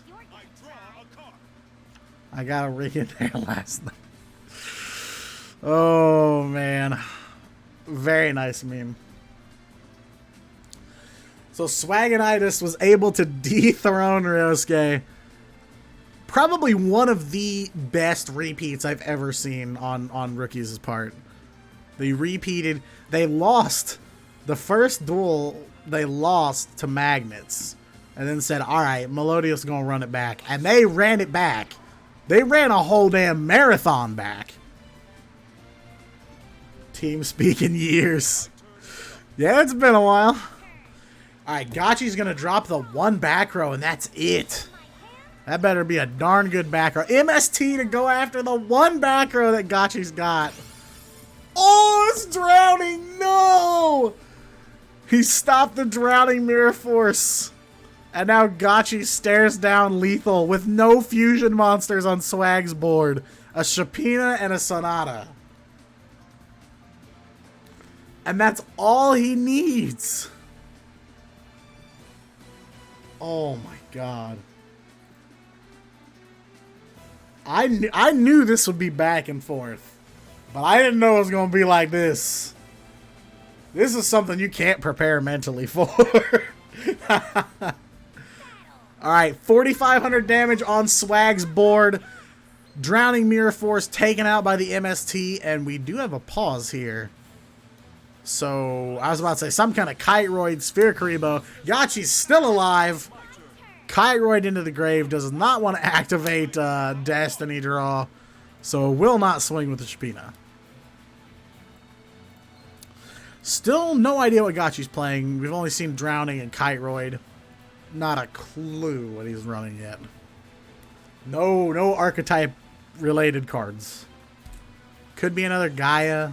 I don't see a lot of Gaia running Drowning, but you know. It could be. You never know. A man can dream.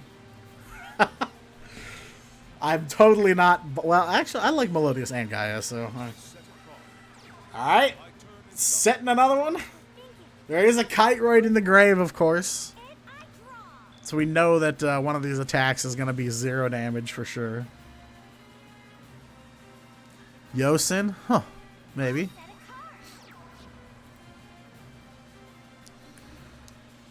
So nothing major on Gotchi's board.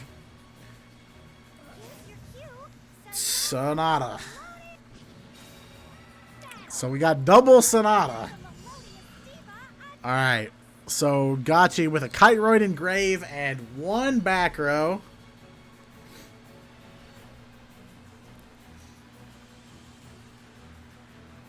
No idea what this is. I'm assuming we're going to find out soon-ish. At some point.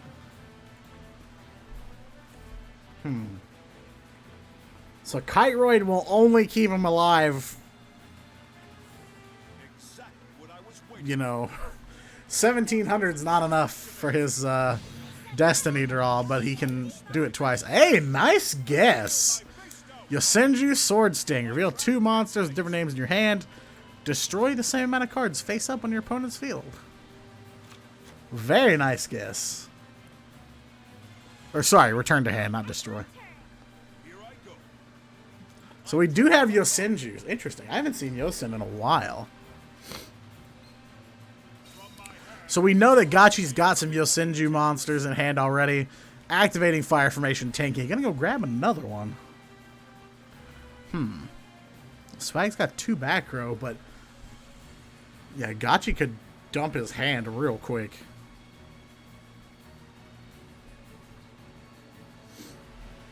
So now the Drowning makes a little more sense. I definitely see this in Yosen more. Not bad.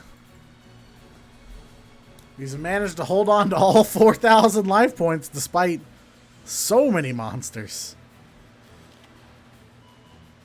The question is just, can Gotchi follow up and keep himself alive? Because we know he's got at least 3 of those cards in his hand are Yosen monsters. Since he used Sword Sting to target 2, and now he's searching for one with a Tenki. Okay. Okay. Comma 2. Yosen Izna. Comma 1, comma 2, and Izna. Not bad. And then Izna for the card draw. And then comma 1 to put him back in hand. Now he's completely reliant on the back row. I mean, this technically is lethal. Gotchi does have lethal on the board. So Swag is going to have to pray that this, you know, is a TTH, anything, something to shut this down. Oh, and he's going for My Stroke. Sure. Stop a Xyz monster from being destroyed. So he won't die this turn. Maybe. Okay, and Comma 1's effect to go back to hand. So now Gotchi has a My Stroke on the board. If a Jin Xyz monster you control be destroyed, you can detach one material from it instead. And also, you can detach material from it once per turn to make one of your opponent's monsters go to defense. Hey, Ostinato, a card that Rookies is very familiar with. One of the Melodious cards that carried them to that incredible 6-win streak. Bluffed, baited, outplayed. Well, now the question is, what the heck is the other card? Alright, fusing into Bloom Prima.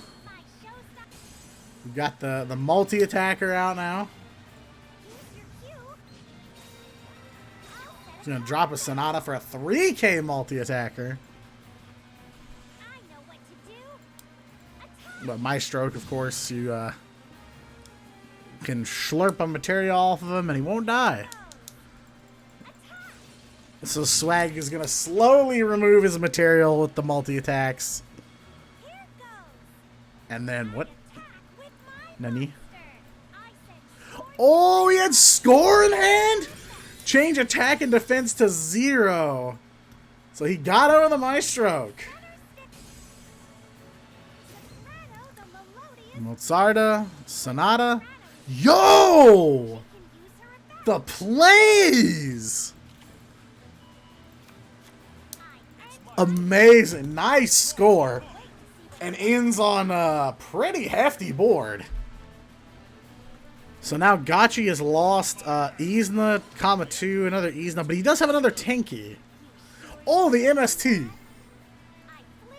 And he's still got this middle face down that we haven't seen him use yet. So that's 2 cards in hand for Gotchi. At least one of those is a Yosen monster. Comma 1, he did have 2. So he can make a rank 4. Book of Moon! The Yosenju's biggest weakness. Leaving him with just comma 2 on the board for the direct swing. He can deal half damage if he attacks directly. So 1350 left for Swagonitis. Gotchi at 4K, but now, despite the life point difference, this is Swag's duel to win. He's got a huge board over there. And now we have lethal. Nothing Gotchi can do to stop this. And Swag will take his 2nd win of the war. Pharaohs back in the lead, 7-6. So Rookies now with only 3 decks left in the war. They are slowly running out of time here. But from what I can tell, Rookies is actually going to repeat on that. So they're going to play Yosenju one more time. Okay. I really haven't seen Yosenju fight Melodious before. So it's hard for me to say whether or not that's good or not. I don't know. They clearly seem to think they have a matchup here. Because generally you only want to use those if you think you have an advantage somewhere. I don't know. Alright, so Swag is on the play this time. Melodious going first. Gives him an opportunity to get set up. And I mean, if he can shut Gotchi down early, just straight away lock him out of the duel, then this will be over quick. First movement solo to special summon a level 4 lower Melodious from deck. Takes the Soprano, of course. Songstress to Maestra to digivolve that Soprano. And probably going to loop it back to hand because of Mozarta. Or not loop, sorry. Ignore me, I don't know what I'm talking about. Shapina's effect. Let's put it back in hand. They all just kind of blend together at some point. Mozarta, Chopina, Soprano, you know. Alright, we're fusing. Not a bad opening. Especially if these are back row or something. Like, something Swag can use to lock Gotchi out. Nice. Bloom Prima and the double back row. Not a bad opening at all. Depending on what that back row is, Swag could easily take this thing right off the gate, right off the bat. Cosmic Cyclone from Gotchi going down to 3,000 to try and go after the back row. Hits the Necro Fusion. Oh, another double Cosmic to attack the back row. Swag's gonna lose everything. He's got another Necro Fusion. The double Necro Fusion? Sure. So 2 cards gone from Gotchi's hand now, both Cosmic Cyclone. We know he's running Kiteroid. He has ways of stopping OTKs. Okay, fusing into another Bloom Prima, yeah. Multi-attacks on top of multi-attacks. Alright, so 2 Cosmic Cyclones away from Gotchi's board, down to 2,000 life. Swag has 5 attacks on the board. He's got second attack here, and 1 attack here. But any of them are lethal damage for Gotchi. So they're really risking it here. This is on a repeat. I think this is a really risky play. And I don't know what's in his hand, obviously. I have no idea what he's got. But I don't know if I would take that big of a risk to double Cosmic. And again, like, it's hard for me to say whether or not it's smart, considering we don't really know what Swag is running, like what's in the back row. You take a gamble of whether or not you're going to hit something important. And unfortunately, both of them were cards he could activate before Cosmic could get rid of them. Alright, Comma 1 and Comma 2 are up. Wow. His hand is Comma 1 and 2 Comma 2, so he is sending back one of the Bloom Primas. But the problem is he's still got to deal with the other. Because remember, these guys are all going back to hand. So unless Gotchi can do something to do enough damage to stop I mean, he's got to take care of everything.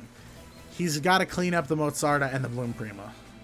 And I'm not sure how he does that with no spells and traps and only 3 Yosenji monsters. I'm not sure. I'm not saying it's impossible, but I'm not sure. What do we got? Diamond Crab King. Hello. Detach 1 Xyz material from this card. Change defense to 0. Attack to 3,000. Change the last time of the turn if this card attacks. Change to defense position. Okay. Comma 2 with the 900. And then the Diamond Crab King to kill the Mozarta. So unless Swag can find a way to deal with this Crab King, his Bloom Prima cannot get over. It's a multi-attacker. It's got enough for lethal. But unless he can get past the defense, he is stuck. Wow. Diamond Crab King, huh? Interesting. Don't know if I've seen this played before. I'm not gonna lie. But hey, I mean, whatever works, man. So Gotchi now, a Diamond Crab King Xyz monster. The only thing standing between him and death by Bloom Prima. And Swag's going into defense. Whatever he drew is not helpful. He didn't play it at all. And now Gotchi is set up for his own destiny draw. He burned himself down. Risked it for the biscuit on the double Cosmic, but it's really starting to pay off. And he goes for Tenki. We know he's got 1 Yosenju in hand already. Swag is at 2,700 life.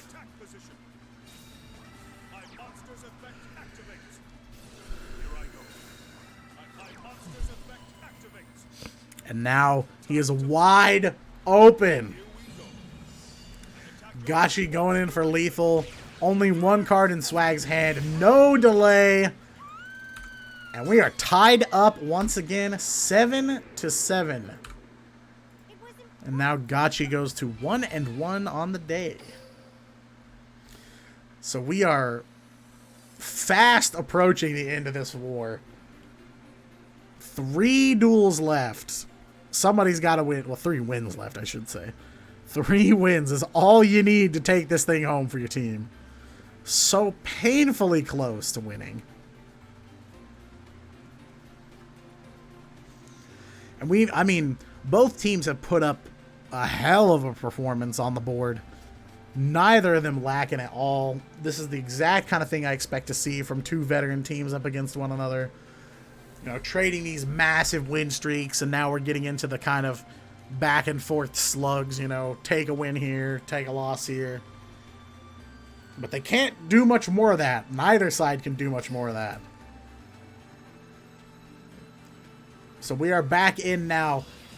Pharaohs, Swagonitis on the blue side, Gachi from Rookies on the red side. Both duelists down to their last deck.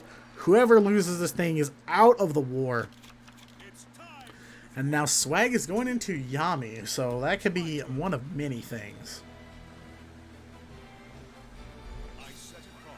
We've seen both Gaia and Yosenju on Yami in this war. But Swag is going to drop 3 back row and pass. Okay, interesting.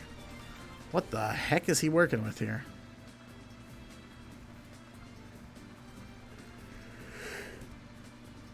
So we have no idea what Swag is playing now.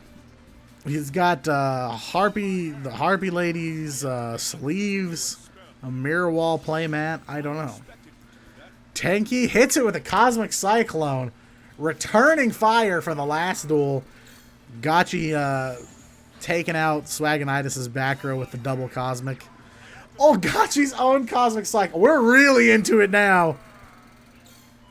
This is no longer a fencing match. This is straight up pro wrestling. They're just beating the hell out of each other. And he hits Book of Moon. That's a darn good hit. They both hit very good targets. Swagonitis shutting down the Tenki. Gachi taking Book of Moon out of the picture. Which, yeah, that hurts Yosenju a lot, so. The search would have definitely helped, but the Book of Moon was absolutely murdered any and all momentum for Gachi. Alright, so we got a comma 2, we got a comma 1, and 1 back row. Alright, we are going to combat.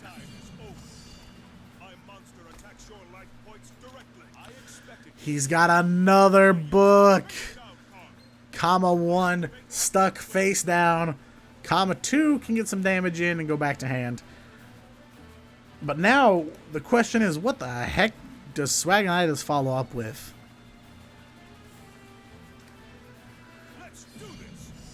He's gonna have 2 cards versus Gachi with the 1 back row. But he gives him the Destiny draw. Sure, comma 2 goes back to hand. Swag says, absolutely, I'll activate it. Oh no! Oh no, he's going for Dragon Knight's Path. Galloping Gaia activates Magical Knight to get Curse of Dragonfire. We are Gaia fusioning. I don't think it's busted. I think it's just straight up Gaia. Alright, Gaia the Magical Knight, summon the Curse of Dragonfire, and fuse them boys.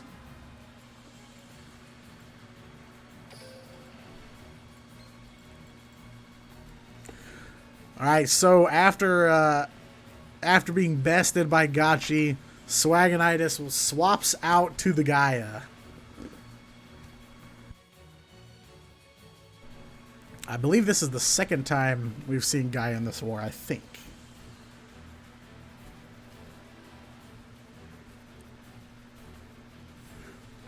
Gaia has a weird wavering frequency, I guess you could say. Sometimes, some wars I see him a lot, some wars I only see him once or never. Buster, on the other hand, I've only seen one time competitively like this. And it put in work. Alright, Curse of Dragonfire gonna activate. We're gonna fuse these boys together.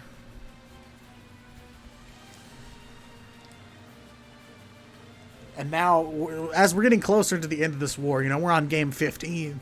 Both teams are running out of resources. They've only got 3 decks left apiece. They have no repeats. So now they're kind of just at the mercy of one another, whatever they've got left. So we're gonna see an interesting end to this war, I think. I can't say that we'll get all the way to, you know, 9-9. We're close. Alright, we're fusing. He's going for Magical Knight of Dragons. So he's gonna swing in, blow up this comma 1, attack boost. He is ready to destroy. And Gotchi may be in trouble. He'll send you Sword Sting, reveal the comma 2, and ship that boy back to the extra deck. Swagonitis is wide open. All Gotchi needs is 1 monster, and you know he's got it. Comma 2, direct attack, game. Swagonitis is down. Rookies advances to 8 wins. And now Gotchi goes positive. 2-1 on the day. So now Rookie is 2 wins away. Only 1 man standing left for Pharaohs. And that is Skill Shot. The last man standing. Only 2 decks left for the Season 10 runner-up team. It's like I said in the very beginning. This was gonna be a slugfest, especially near the end. Both teams super competitive, super decorated. Veteran teams like this going head to head is always a match that you want to see, because you know you're gonna see less misplays. You're gonna see more advanced strats. You're gonna see more weird ideas. And I mean, in all honesty, we've seen really, really solid play on both teams. This is generally when I see one of these matches, I can at least point out a few places where it seems like that was a misplay or something. But it honestly seems like, for the most part, these teams have played very smartly in this war. You know, maybe throwing all those Harpy decks at Melodious may not be the best idea. It didn't really pay off for Pharaohs. But, I mean, when you look at the actual duel-to-duel play on both sides, you don't see a ton of mistakes. And that's the competitive edge. That's what experience will get you. And that's not to say that some of our rookie teams this season aren't skilled or aren't experienced. I mean, Duel Links has been out for so long that most of the people getting into the competitive scene have been playing competitive before. It's just that difference from playing something like a KC Cup to playing an organized league format. Oh God, what happened to my voice? An organized league format like this. All right, so game 16. Yeah, game 16. Pharaohs 7, Rookies 8, and now we are down to the final player for Pharaohs, Skill Shot, hoping to make something happen. What are your thoughts on Relentless? Wait, what do you mean? What Relentless? What? Different decks out there that are meta. Yeah, and everybody has their own opinion of what's meta or what's top tier. You know, if you look at like the DLM tier list compared to like the Japanese community's tier list, compared to meta analysis from Team Wars and other leagues, you'll see all kinds of different stuff. Team Relentless, I don't think I've seen them yet. Yeah, unfortunately, I haven't gotten to see every team this season yet. I've been a little busy and haven't been able to spectate as much as I usually do. All right, so Pharaohs is throwing it all the way back to the Victor Lee 5-win streak. Skill Shot's going for Magnets. We have a Delta on board, Beta in the grave, and triple back row.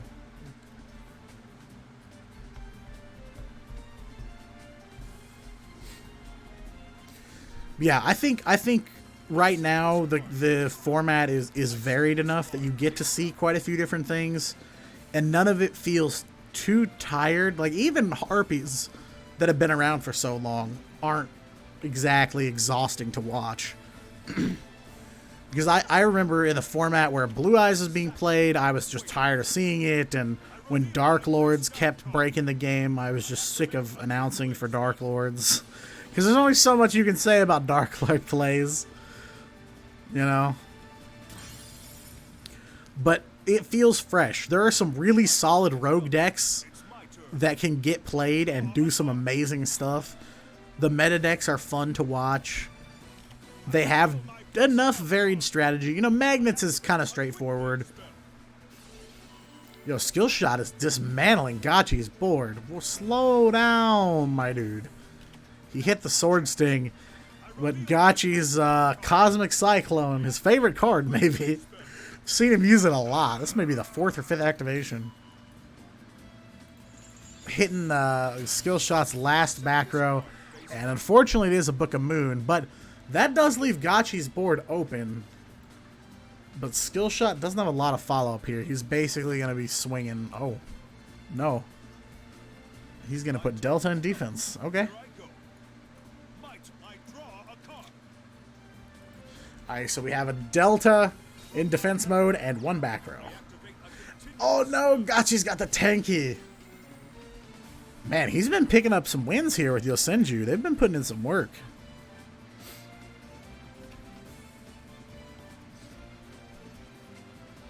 Yeah, I think we had a nice spread of decks. We've seen Gaia, we've seen Magnets, Yosenju. We saw a couple of Phantom Knights, which was nice. Saw some Harpies, some Melodious. I think that the decks are varied and interesting enough that people are going to play them differently. And I think that the balance is fairly good right now. At least it feels like it, you know. I'm not a pro analyst when it comes to game balance and all that. Bro, wasn't it 5-0? Yeah, you missed Ryosuke going on a 6-win streak with Melodious. He lost to Magnets in his first duel. Then Rookies used one of their repeats. And then he proceeded to just win 6 in a row. Working on Phantom Knights right now. Yeah, Phantom Knights seem cool. I wish I understood more of what they're trying to do in Duel Links. I've seen them played in TCG and in Master Duel. So I don't really know what they want to accomplish here, but, you know. Yeah, if you're just joining us, basically, these two teams have traded win streaks. Victor Lee, opener for Pharaohs, came out with a 5-win streak with the Magnet Warriors. And then Ryosuke came up for Rookies and traded them. Got a 6-win streak with the Melodious. And yeah, we are in a dead heat now. So yeah, if you watched, you know, an hour ago and you saw, oh, Pharaohs is up 5-0, GG no re. Now we're in game 16. And Skill Shot is the last man standing for Pharaohs, and he's going back to the Magnets. It worked for him before. So he sacrificed that boy. Delta activates. What's he got? He's got Beta and Gamma in the grave. He's still looking to set up that Berserkion. Wait, monsters. Yeah, it may. I think it's gonna be a while. I don't think Links will come next year. I think they're gonna give more time to Pendulums and Xyz. But I don't know. Who knows? Kind of in the dark on that at this point. All right. Oh, he's got the Alpha. Yo, hold up. Hold up. Beta, Gamma, Alpha. All right, he's got a level 3 and a level 4. So maybe not making as huge of plays as Victor, you know. Mans was going into Giga Brilliant, into Digibug Corbage, stuffing defense position monsters back in a deck, swinging all out. But yeah, Berserkion is more than enough damage here. Possible. Oh yeah, I wouldn't be surprised if they put Links in the game. Alright, Berserkion is lethal damage here. Oh, he's got the Kite-Roid. I was about to say, we've seen him play it already, so I'm assuming we're going to get it here. So Kite-Roid keeps Gotchi alive with 5 cards in hand. He's got card advantage for days. And he's going after the back row. Book of Moon. He gonna activate that book anyway. So it's going away. I might as well use it on my own stuff. Oh wait, he's putting Berserkion face down. Walt. I'm counting on you. Alright. Comma 2. Comma 3. And an Isna. Nice. We got there. Comma mouses. Yeah. Kind of figured. But hey, I mean, might as well get some mileage out of it. If the card's getting blown up, you might as well try. We're there. We got there. Diamond Crab King once again. We saw this card carry Gotchi, keeping him alive earlier to start this slow build-up of wins here. Remove a material from it to swap its attack and defense. And then, yeah, once it's done attacking, it goes back into defense, and it goes back up to 3K.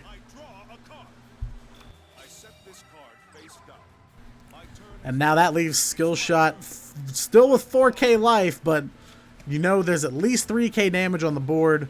1 back row. I mean, what, Drowning Mirror Force would be amazing.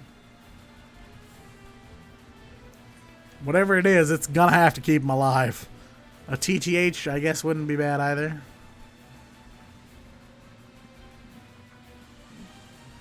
Yeah, Diamond Crab King is a little silly. It's been working. I mean, I'm not saying that. It's just... it's funny. Alright, what do we got? We're back into the commas, of course. Okay. Comma 2, and I mean, you can switch Diamond Crab King into attack, and that's more than enough damage to be lethal. If he really wanted to.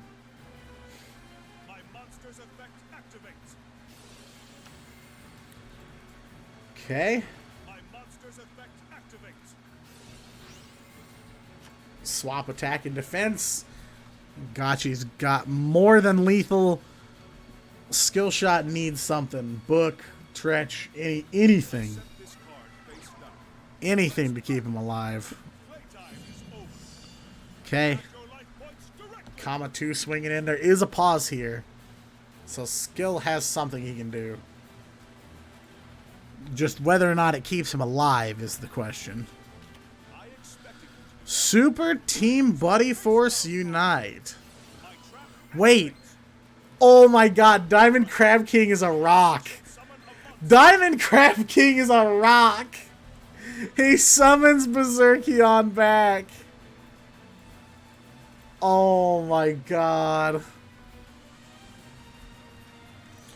Yeah.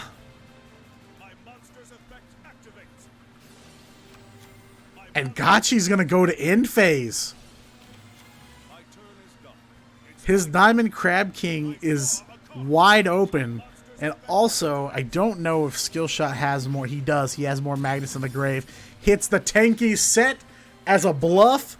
3K, that's all he's got. But more than enough to take Gotchi down and tie it back up 8-8.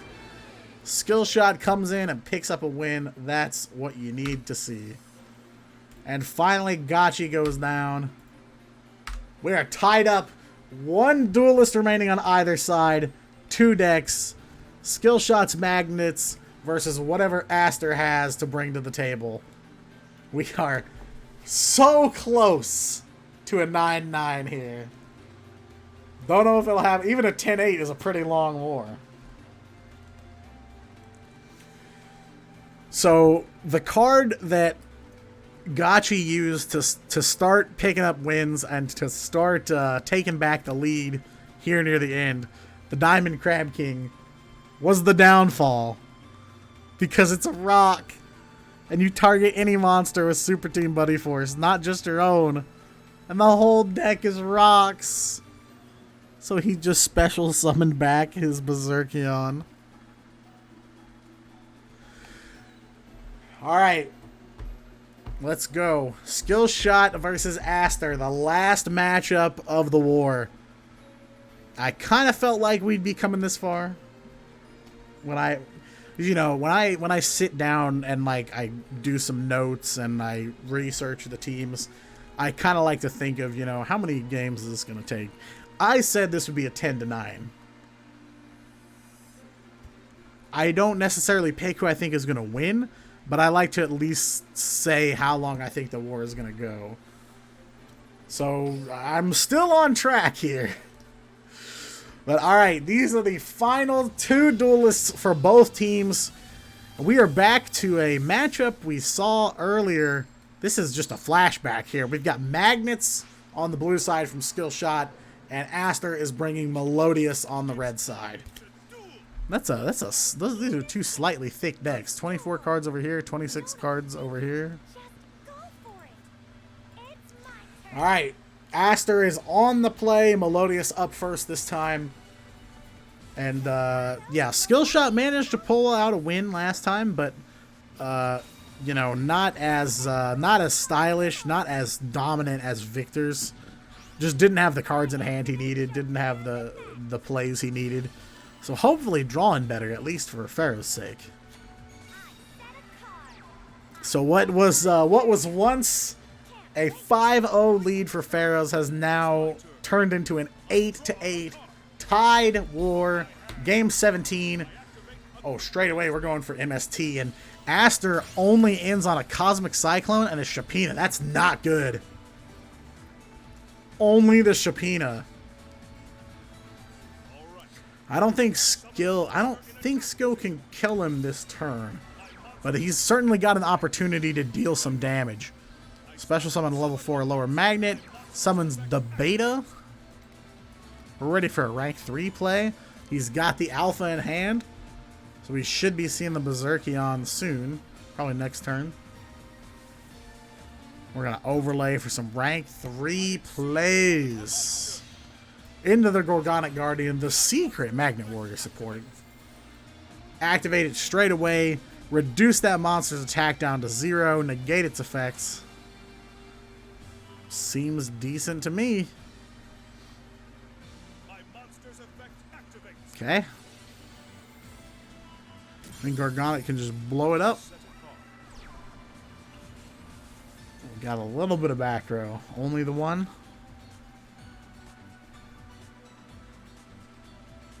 Hello, sir. Alright, so Skill Shot's going to get the first blood on this duel. 1,600 damage to the dome. And now it's back over to Aster. Unfortunately, only was able to make Shapina and Cosmic Cyclone. No crazy fusion plays yet, but yeah, Melodious can pop off super quick, so I'm expecting to see something this turn. At least for Aster's sake, because he's got Beta in the grave, Gamma is attached to Gorgonic as material, and he's got an Alpha in hand. So Berserkion is right around the corner.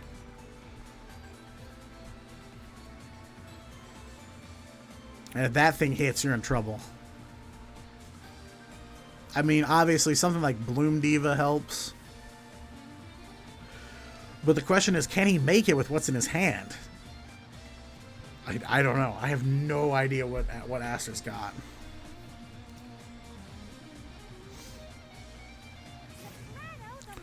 Alright, we do have a Soprano. No Ostinato, no first movement solo. Aster's doing this on his own. Setting a card, no way. He's got to have something more than just the Soprano. I mean, if Skill Shot has a card to deal with, if that's the only back row he's going to play, if Skill Shot can deal with it, duel's over. What? Soprano attack into Gorgonic? Once per turn during either player's turn, you can detach. I just don't think he has anything else he can do, and I think Aster realizes that.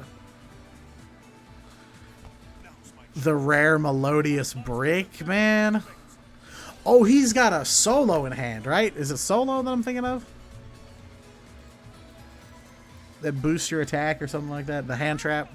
Or score. Score, I'm sorry. Change it to 0. So no damage done anywhere. Super Team Buddy Force Unite in the back row. Targeting rocks, of course. So not an MST or a Cosmic. That would definitely have helped to make this as safe of a turn as possible for Skill Shot. But yeah, he'll summon back the Beta, which will let him add a Magnet Warrior to hand. We know he's got Alpha in there, and now Gorgonix materials have both been detached, so Beta and Gamma are both in play. So he technically has everything he needs. The question is just, does Aster's back row stop Berserkion?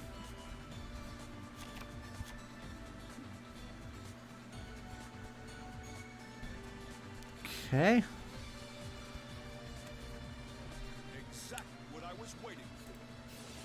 Then Beta Sacrifice to summon Delta and send one more to the grave. So he wants to set up extra graveyard cards so that he can blow up some stuff. So this could be it. This could be Skill Shot's win to set Pharaohs up in match point. Magnetic Field hitting the board. Special summon from the grave. Magnet Warrior if you want to.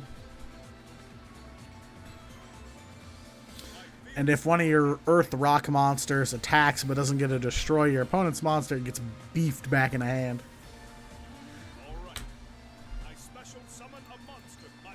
Okay, Delta special summon, send another to grave. He is really setting himself up here. Yeah, this is looking like a GG situation. I don't know what Aster's back row is, but I don't know if it can save him. I mean, at this point, Skill can go for rank 4, and that's exactly what he's going to do. Go for the Diamond Dire. He's going to take out that back row, isn't he? Yeah, he's doing it. Aster is going to scoop it up. The Melodious are down. Skill Shot with a second win, and now Pharaohs are at 9 wins. They're at match point. So their 5-game lead may have dissolved, but now they are on edge, about to take this thing for themselves. So it may not be as clean as it could have been. Their round differential is going to be a bit lower than they probably want it to be. But to start off with a win streak and then immediately have it turned on you, only to be the first team to reach that match point.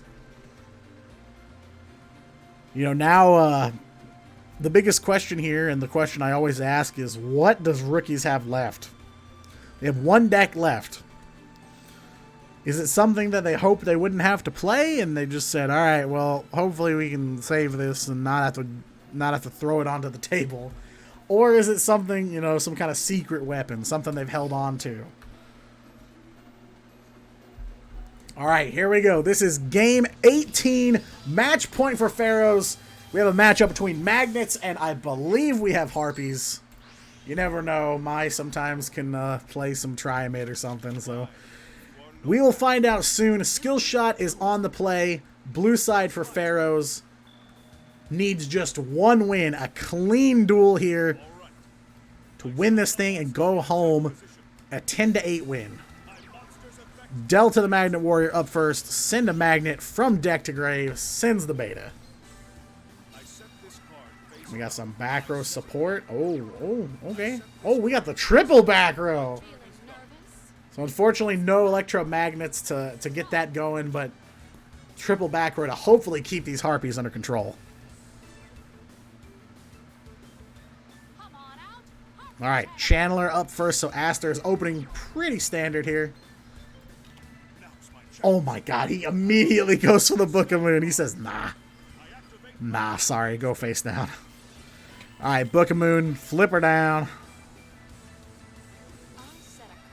We are well past the 2-hour mark in this war now. But honestly, a game 18 war, 2 hours and 15 minutes, that's pretty impressive. There have been a lot of quick games here. All right, so we this is the battle of the back row. Aster drops 3 as well, but unfortunately no Cyber Slash to capitalize on them. So we'll have to see. Are these bluffs? Are these real cards? This is a 20-card Harpy, so you're probably not gonna see stuff like Party and things like that. It's gonna be a pretty streamlined build.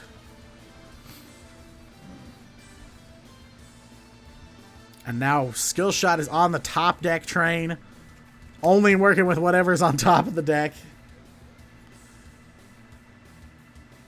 And at this point, who knows what the heck is on there.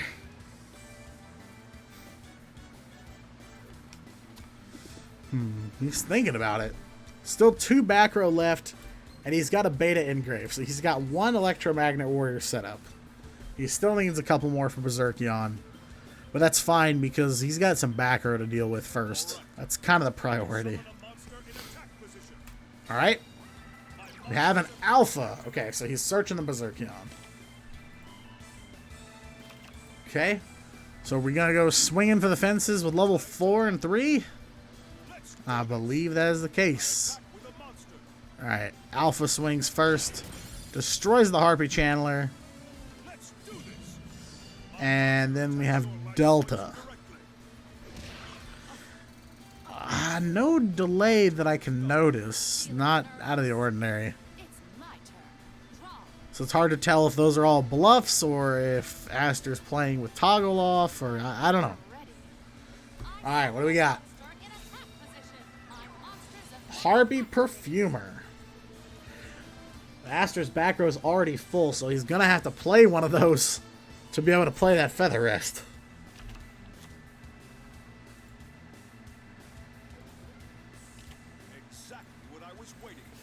Book of Moon again. The double book from Skill Shot. I said from the beginning he's going to have to keep the Harpies under control, and he's definitely been doing it. And then Aster's going to let it go face down. Well, since there's a lull in the duel here, if you're just joining us, this is a matchup between Pharaohs and Rookies, both 1-1 teams. Very high-level competitors. Pharaohs being the runners-up from last season, and Rookies themselves competing in several playoffs throughout Team Wars' history. They are in a slugfest right now. Up here in Game 18, with Pharaohs just 1 win away. And Skill Shot on the blue side playing for Pharaohs, and Aster on the red side playing for Rookies. And these are the last 2 duelists standing in the war. And now Skill Shot looking with 2 deltas. He's got a Gamma, Alpha, and Beta in the grave. He's got everybody in the grave he needs. 2 deltas on the board and 1 back row still remaining. We saw double Book of Moon, and that's what's kept Aster from building anything up. Skill Shot has immediately booked down all of Aster's monsters. Both the Harpy, Chandler, and a Perfumer.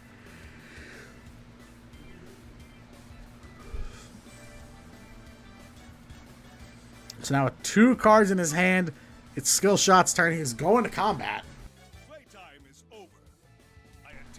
Swinging at the face down, the Harpy Perfumer with that Delta. There's a pause here, and I don't know on whose side. Unfortunately, it's not like Master Duel where it visualizes who's got priority, so it's hard to tell sometimes. All right, but he's swinging in for 1,600. That would leave Aster with 800 life points left. And he's going to go down. 800 left. 800 damage separating Skill Shot from winning this war for his team. And a tight battle we have. Only 2 deltas. And Skill Shot is ready for a Berserkion. He's got all 3 electromagnets in the grave already. But either he's not playing it or he doesn't have it. And he's still got to get through 3 back row on Aster's side. We saw those set earlier, and we still have no idea what any of them are. None of them have been activated yet. Obviously, none of them have been activated because they're all face down, but you know what I mean. They haven't been replaced.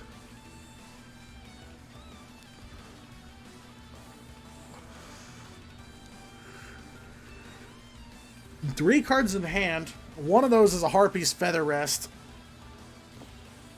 But Aster's got to have some kind of play here. I mean, unfortunately, the couple he's tried to make have both been shut down by Book of Moon. He hasn't been able to make the Harpies he's needed to. So I have no idea if Aster bluffed and just set a bunch of random cards in the back row. Oh no, he didn't. He set Book. Alright, so clearing the path. He's going to set Delta face down. MST to go after Skill Shot's last back row. Oh, he's got his own MST. Alright, we're chaining MSTs. Going after the far left side on Aster's board. And he hits an Elegant Egotist. That's not good.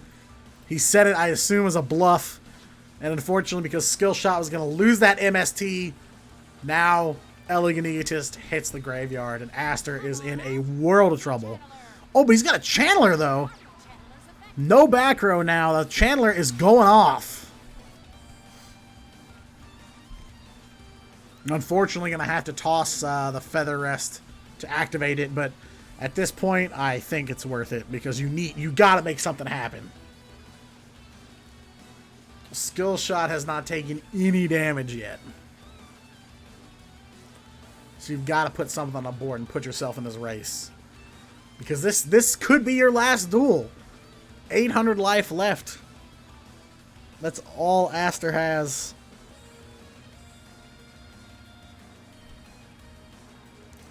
I'm now really thinking about the Channeler effect. Who are we dumping? Harpy Harpist.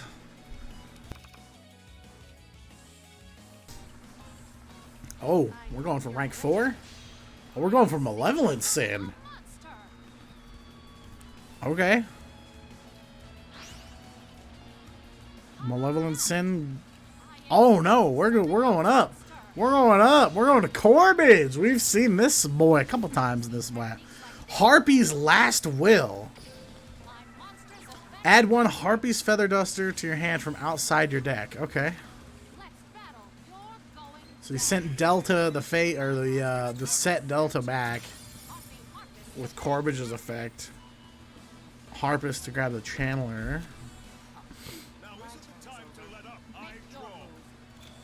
Wow. Harpy's Last Will. I don't think I've ever seen this skill used before. Add one Harpy's Feather Duster to your hand from outside your deck. Wow. So he has a Feather Duster.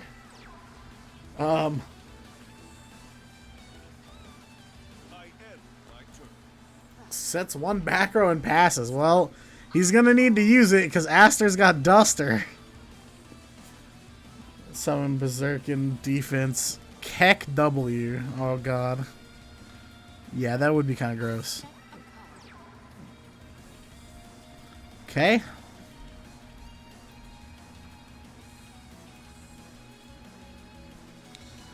Hasn't used the Duster yet. Might be risky. Oh, he's got a Channeler again. Let's go. Harpy Channeler. Oh, he tossed the Duster for that. Bruh. Toss the Duster to summon the Oracle. Oh, no. Okay. He got there. Got the Cyber Slash. Lethal on the board. No delay from Skill Shot. Kyroid in hand. He's still alive. 800 life left for Skill Shot. They are tied up. And Skill Shot's just got to deal 800 damage. Destiny draw. Take Berserkion. Attack into Corbage. If there's no backer to stop him, it's over.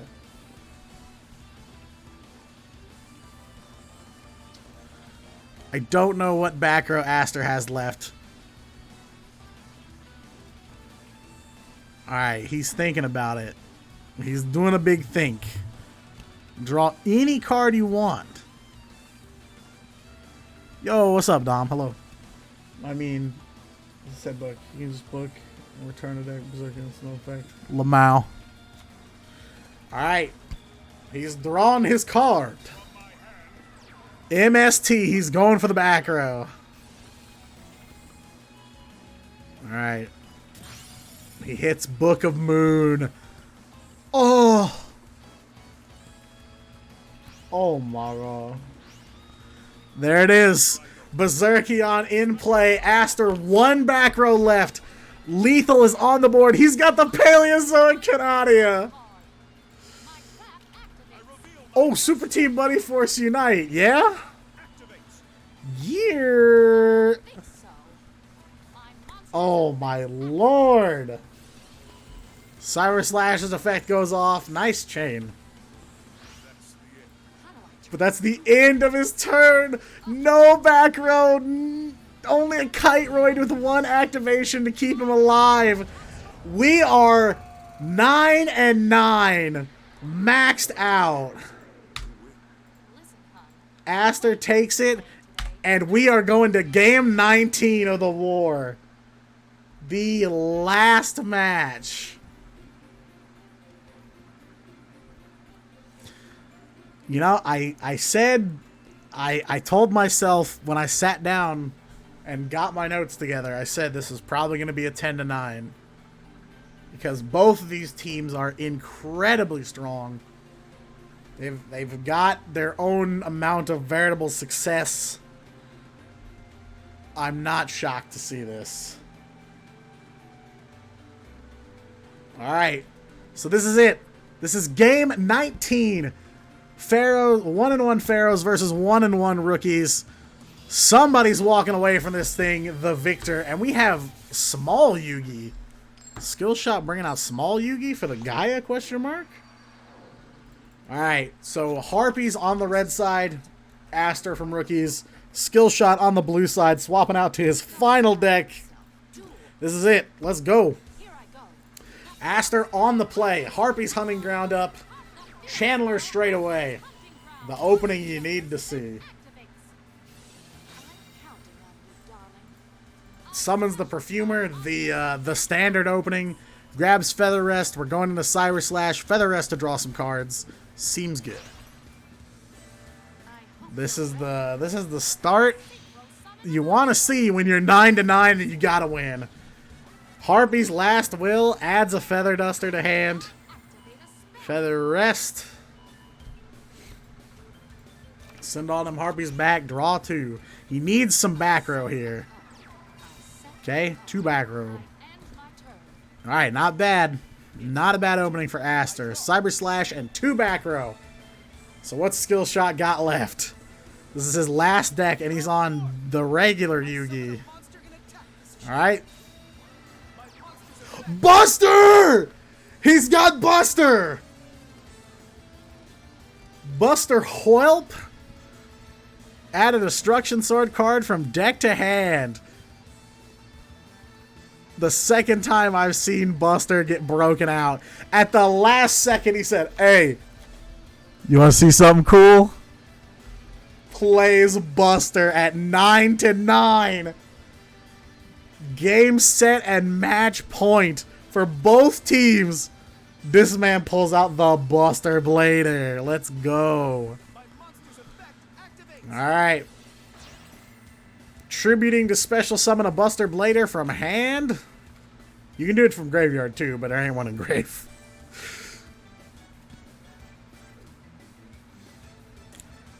This is what I call an ambush. You say, hey, almost nobody's playing this deck right now. Nobody knows how to respond to it. I'm going to play it. Book of Moon. Gonna flip the Cyber Slash face down. Oh no. There it is. Buster Blader. So in response, Book of Moon. Regular Buster Blader. The classic. Coming out. Still 2 cards left in Skill's hand, and he's got a face down. Buster Blader has some absolutely disgusting quick plays and some nasty traps. So back row is a serious issue for Buster. Like, they can do some nasty stuff. Oh, the Canadia! The Canadia to put the Buster face down. No! Alright, Paleozoic Canadia done.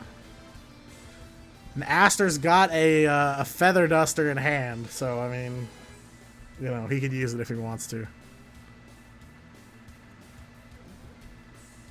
So Skill is left with a T set. Buster Blader in defense and a Speller Trap. We have no idea.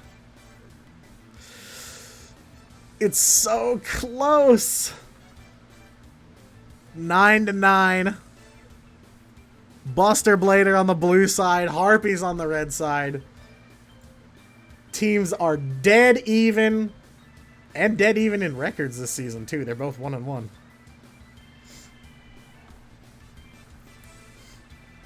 And now the question is, does Aster know how to play against Buster? Does he know the cards? I'm here for Tier 0 Phantom Knights. You did miss it. 2 Phantom Knight decks were played in this war. You missed it. Actually, one of them glitched and couldn't see the end of one of them. I think it was like the second or third duel we got stuck on. Did they both lose? Yeah. Alright, Aster's gonna flip the Cyber Slash back over after booked. 3 cards in hand and a face down on the board. Summons Harpist. Oh, man. Alright, we're going to attacks. Swinging in on Buster. No skill activation from Skill Shot yet. Alright, 2,300 life left. Throssense low level. He's going to get the Whelp. Only 1 back row for Aster. If Skill can take care of it, Aster might be in trouble depending on what he's got here. I'm not sure. Alright, we've got Destruction Sword Memories. So you discard a Destruction Sword card, special summon a Buster Blader from the deck. And then you can also banish it from your GY to fusion summon Dragon Destroyer Swordsman, using cards in your graveyard. So he's got a Whelp and a Buster Blader already. Destruction Swordsmaster, Whelp on the board to activate. Add a Destruction Sword card. They always swing, Lamau. I don't know what Aster's got. I don't think I've seen a delay on his side of the board. I'm not sure. Adds another Destruction Sword Memories. Okay. Aster's got to do something here. This is gonna get a little out of control. This is gonna get a little dumb.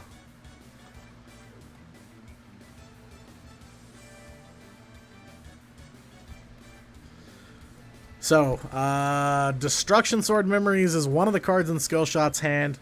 Not sure about the other one. He's got one in the grave, along with a Whelp and a Buster Blader. There's a Destruction Swordsman Fusion in the grave already. So he can actually cycle this back to his hand. So he can cycle this back to hand, and then he can use his opponent's monsters to fuse. So it's kind of Buster specific Super Poly a little bit, I guess.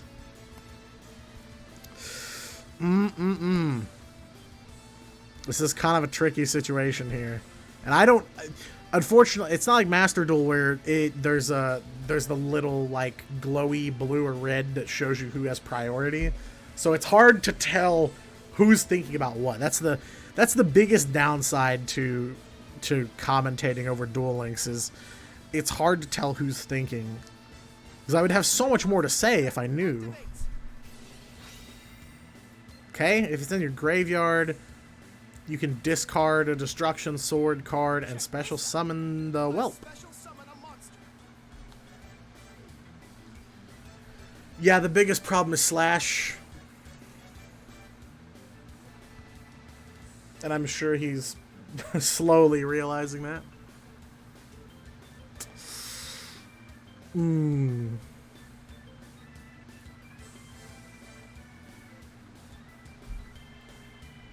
Let's see what else.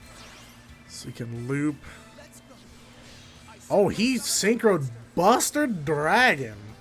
All monsters your opponent control become Buster type, Dragon type, Buster type, Lamau. Once per turn, if you don't control Buster Blader, you can target one.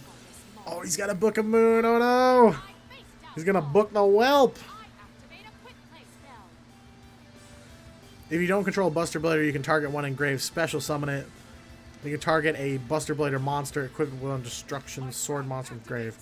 Alright, there we go. Destruction Sword memories. Cyber Slash activating. Oh no. Rip. But he's gonna do it from grave anyway.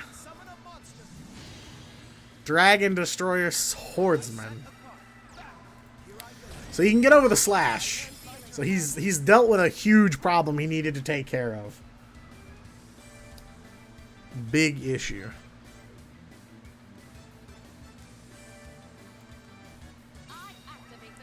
Yeah. Oh, he's got Duster. Ah! Canadia off the Duster. Harpy Harpist and Cyber Harpy Lady. No cursing. Alright, bet. I don't think I do when I cast very much. I'll try. Alright, Malevolent Sin. Oh no. Corvage. Put the defense back in there. Oh no. Oh no. Harpist effect. So he's going to stay on Corbage with a back row. And in phase, Perfumer in hand. Alright, what do we got? So skill still has a Destruction Sword Memories engraved, but not enough to fuse with it. He's got a Destruction Swordsman fusion. Cosmic Cyclone. He's going to go down to 1300. Alright, swinging in for 600 damage, and Corbage is gone. And I believe that was a Harpy Perfumer. Okay. So Perfumer is going to go get a spell or trap. He's going to grab the Egotist. He made Malevolent already, didn't he? And he's going to pass. Aster keeps feet. This just Dragon Destroyer Swordsman can't attack directly, but Aster keeps feeding him monsters in attack position. Buster Whelp summoned. Wait, what is this? Karma, the Destruction Swordsman. Target 3 monsters same type in your opponent's graveyard. Oh no! He summoned Buster Blader! Destruction Swordmaster! Lethal! 1400 to the dome. Karma, the Destruction Swordsman! Oh no! GG! He fed him this attack. 2900 and Destruction Swordsmaster will finish it off. Slurping up his own monster, swinging for lethal. Game, set, match for Pharaohs. They turn it around. After their 5-game lead was decimated, they managed to pull it out, ending on Buster for win number 10. Whew. I need a nap. After a 5-game win streak with Victor Lee and the Magnets was absolutely demolished by Ryosuke's Melodious for a 6-win streak, they managed to come back, take it to game 19, and end it with Busters. Buster Blader for game. I jokingly Buster Blader for game. So, the new spice is here. This is the 2nd week in a row that I've casted a Buster Blader absolute domination match. So, in this matchup between two incredible veteran teams, we go all the way to game 19. Pharaohs, the runners-up from last season, managed to hang on and win this one, and they are now going positive 2-1 on the season, and rookies will drop to 1-2. So amazing, nice way to finish it off. Much appreciated. Yeah, I never would have seen that coming. They held on to one last ace deck ready to go. So, all right, very good stuff. So that's all for this war. Pharaohs take it home 10-9. A very, very incredible war for both teams. You can't fault either of them. So, yeah. Pharaohs, the big winners in tonight's night game. Once again, I'm on the night games. That's weird. But anyway, I'll wrap this thing up. Thank you guys for joining me for this match. I've been Diatonic. If you enjoyed, please make sure to follow Team Wars and support the league. It is by far one of the best run leagues in the community. And you get hype matches like this. So, yeah, that's all from me. I cast every single weekend for Team Wars and for other leagues too. So be sure to continue supporting. And go check out my channel as well. I'm returning to Twitch on Monday with Master Duel. Open Duel Room, so come check that out. Yeah, thank you guys very much for joining me, for putting down Master Duel for a while. GG's to both teams. And, of course, huge shout-outs to this match's referees and to all the staff at Team Wars for putting on an amazing community-run league, doing the things that Konami won't do for us. So that's all from me, everybody. Thank you so much for joining me, and I will see you next week in Season 11, Week 4.